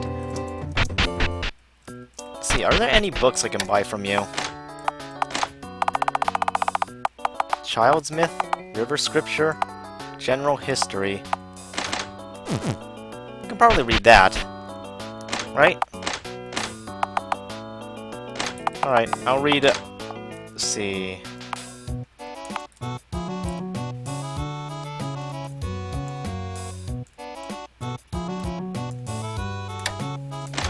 Born in the north, Larg became king of the Pashurs at a young age, but he was ever fearful of an early death. He was subsequently ousted by his own people, having whipped many of them to death trying to uncover treachery. He wandered the wastes of the north and eventually became ill. He was saved by the dwarven smith Galin. Larg vowed to return the favor by reclaiming the treasure of the dwarven people from the hands of the dark dragon Suited. He went down to the Firely Lands to challenge the Dark Dragon and emerge victorious, but Larg became enthralled by the everlasting power of the Dwarven treasure and killed Gollin to get his hands on it. This indiscretion made him no better than a detestable dragon.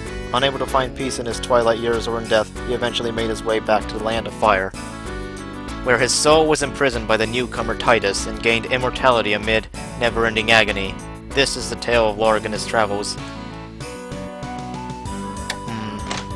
Is there anything I can gather from this?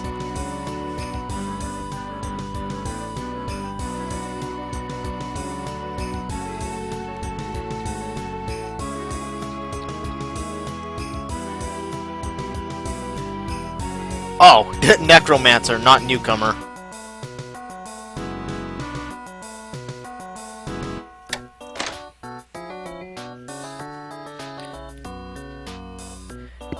But like, I know, I think he is a boss, but I couldn't gather anything useful out of that.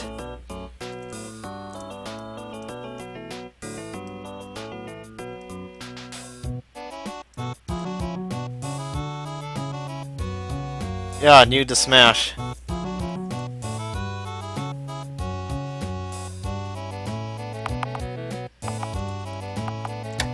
General history. Oh god, Age of the Gods! It is said that before the dawn of history, indigenous races, different from humans, ruled the world. However, our ancestors moved into the plains near the mouth of the Great River and began cultivating to build small city-states. Eventually, the city-state in the center reaches of the Great River took control of the other cities that became a major power that came to be called the Empire. This country was either called Archaea or Arga. The particulars are not entirely clear. The era of the Empire is said to have lasted for about 1,000 years, but that it was eventually destroyed by a flood. The record of human civilization was interrupted here, with only the countries around the mouth of the Great River to impart the vestiges of prior history.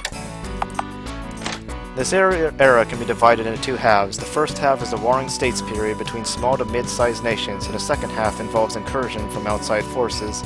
It has been reported that in the first half, some dynasties such as Vara and the northern kingdoms became segregated and underwent various vicissitudes. But much of this is unclear owing to a lack of written records. In latter years, the nomads of the southeast wilderness established Mardilia. Romance of the Three Kingdoms! Fantasy Edition. The demon kingdom serving the god Mildra, and invaded the Great River Basin. Their king was referred to as the Devil King and was said to possess the power of pure chaos. I'm here to kill chaos! This demon country subjugated many of the Great River Basin's nations, but as the Devil King's rule grew more and more cruel... You know, the thing about, you know, saying deep lore in these streams is that, you know, it's often said as a... It's often said, sometimes, like, usually said as a joke, so I can't tell if you're actually... if you're being genuine or if you're making a joke, but this game is pretty text heavy, so there is a lot to read.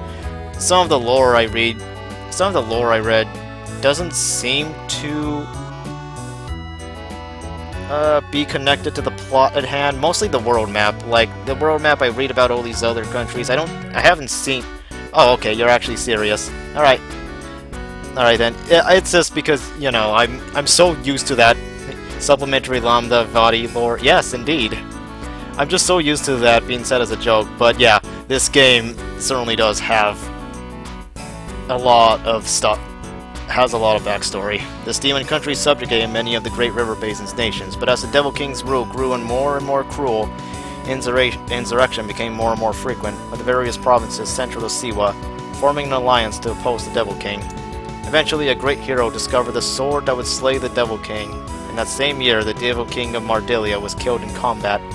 Subsequently, the countries of the Great River Basin would be unified by the King of Siwa, marking the beginning of the Kingdom Era. Alam, the first king of the Great Siwa Kingdom, bestowed upon his firstborn son the royal capital and its territories acquired during his lifetime, while sealing his second and third sons to the southern and eastern principalities, respectively. 48, the year of our kingdom. When Alam died, his eldest son claimed suzerainty. Well, God damn it, these words. Oh, I can't. These are new words I have never heard before over the two principalities, but his brothers refused.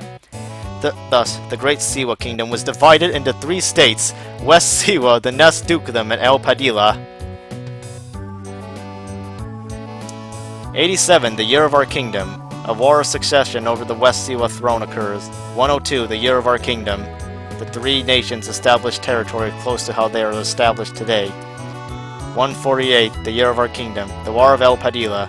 Thereafter, the Great Temple would declare neutrality. 3 other kingdoms! 151, the year of our kingdom. War on both sides of the river. City-states declare independence. 205, the year of our kingdom. The religion of Medosera begins to flourish along the coast of the inland Sea of Has. 209, the year of our kingdom. The temples form an alliance. The first crusade occurs. Following that, crusades against the followers of Medosera would happen intermittently. 267, the year of our kingdom. The Larzue War breaks out between West Siwa and the Nest Dukedom over the jurisdiction of the southeastern portion of the Keo Mountains. And those are our general history. Let's go buy up some supplies before we continue. And let's have some items made too. We can make a lot of stuff now, I've noticed. Wow.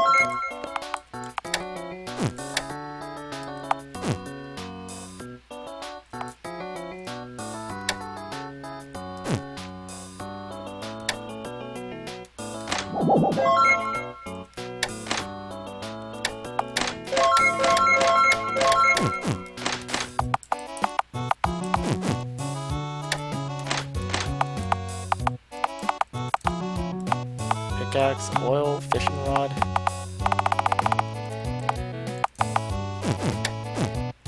Alright. Might as well just buy it all up until they sell out. Like, come on. Yep.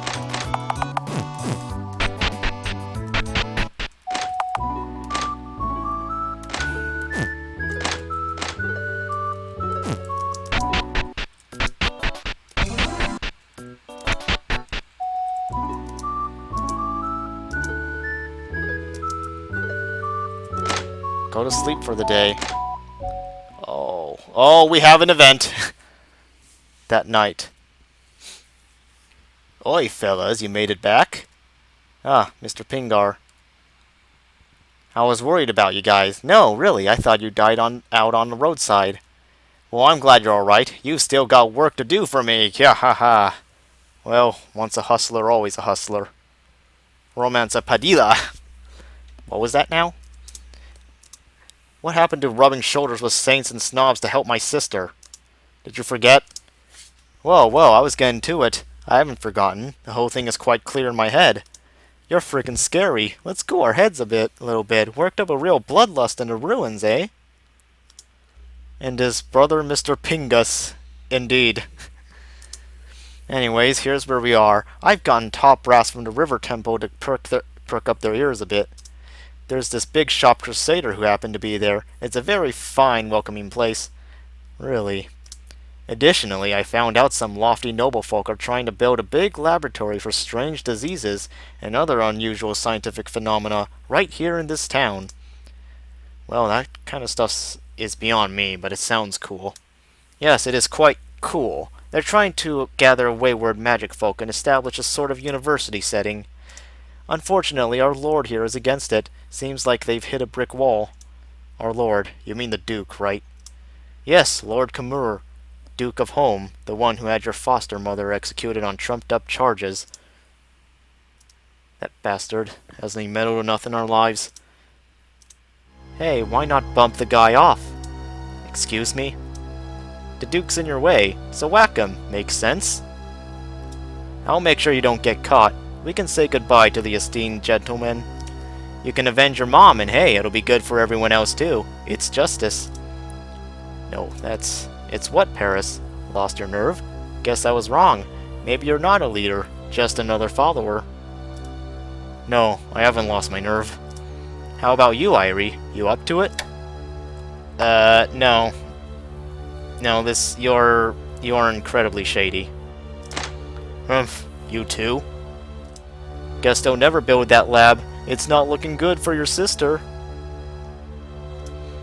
No, I'm not saying I won't do it, but... Then you will? Well, mull it over. Be prepared with your answer next time we meet. Irie, what do we do? Tomorrow, let's go to Hibarite and talk to Ohara. She was Mom's friend. Maybe she'll have some insight into all this. Let's go to Hibarite and talk to Ohara. Alright. Oh. Wait. Hey, what happened to my settings?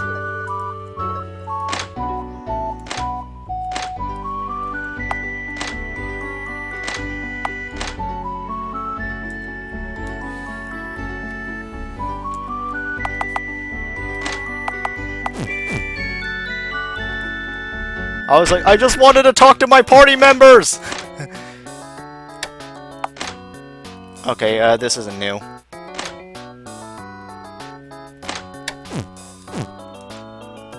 I don't know if the event starts as soon as we enter, or if we have to talk to her to activate it. Oh, yeah, there's an event going on. You know what? Look, the plot thickens, and I think this is a good time to leave off. Were you able to get all that, Lambda? Or at least, you know, were you there for the scene? That's what I'm asking.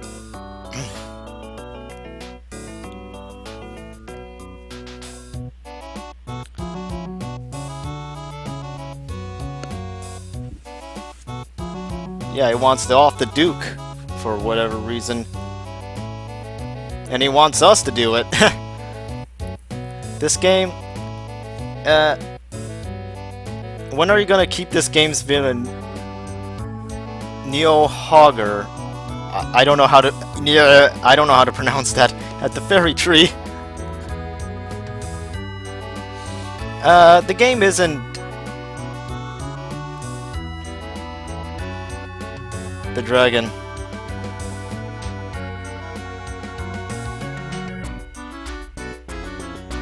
Oh no, the dragon at the tree isn't the only dragon. There are 4 other dragon. I mean, there are 3 or 4, I don't remember which. There are 3 or 4 other dragons we have to kill in order to get the weapons for Enda. Yeah, that's gonna be fun, isn't it? That's gonna be fun!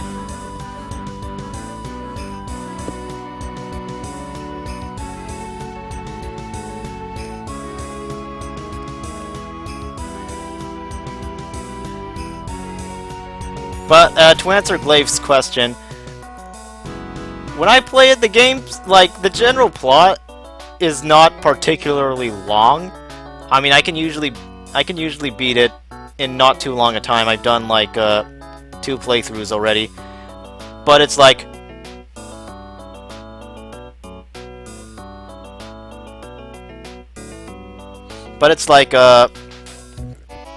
the stream's gonna take a little longer than... somewhat longer, because I'm actually reading the dialogue out loud, and I am reading a lot of the books I pick up, just for more background information.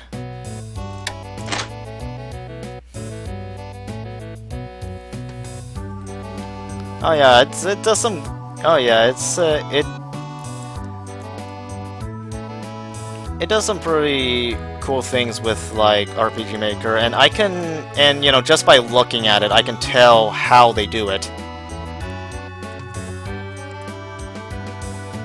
You know, like for example, the cursor you see on screen, that is actually, like... that is actually... basically, that is the character sprite. It's just, you know, it's set up so that it looks like you're moving a cursor around rather than a character. Something like that.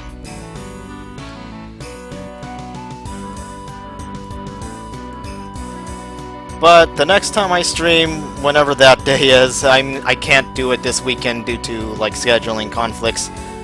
But the next time I stream, we'll be seeing more of this, and we'll be seeing where the plot takes us. Alright.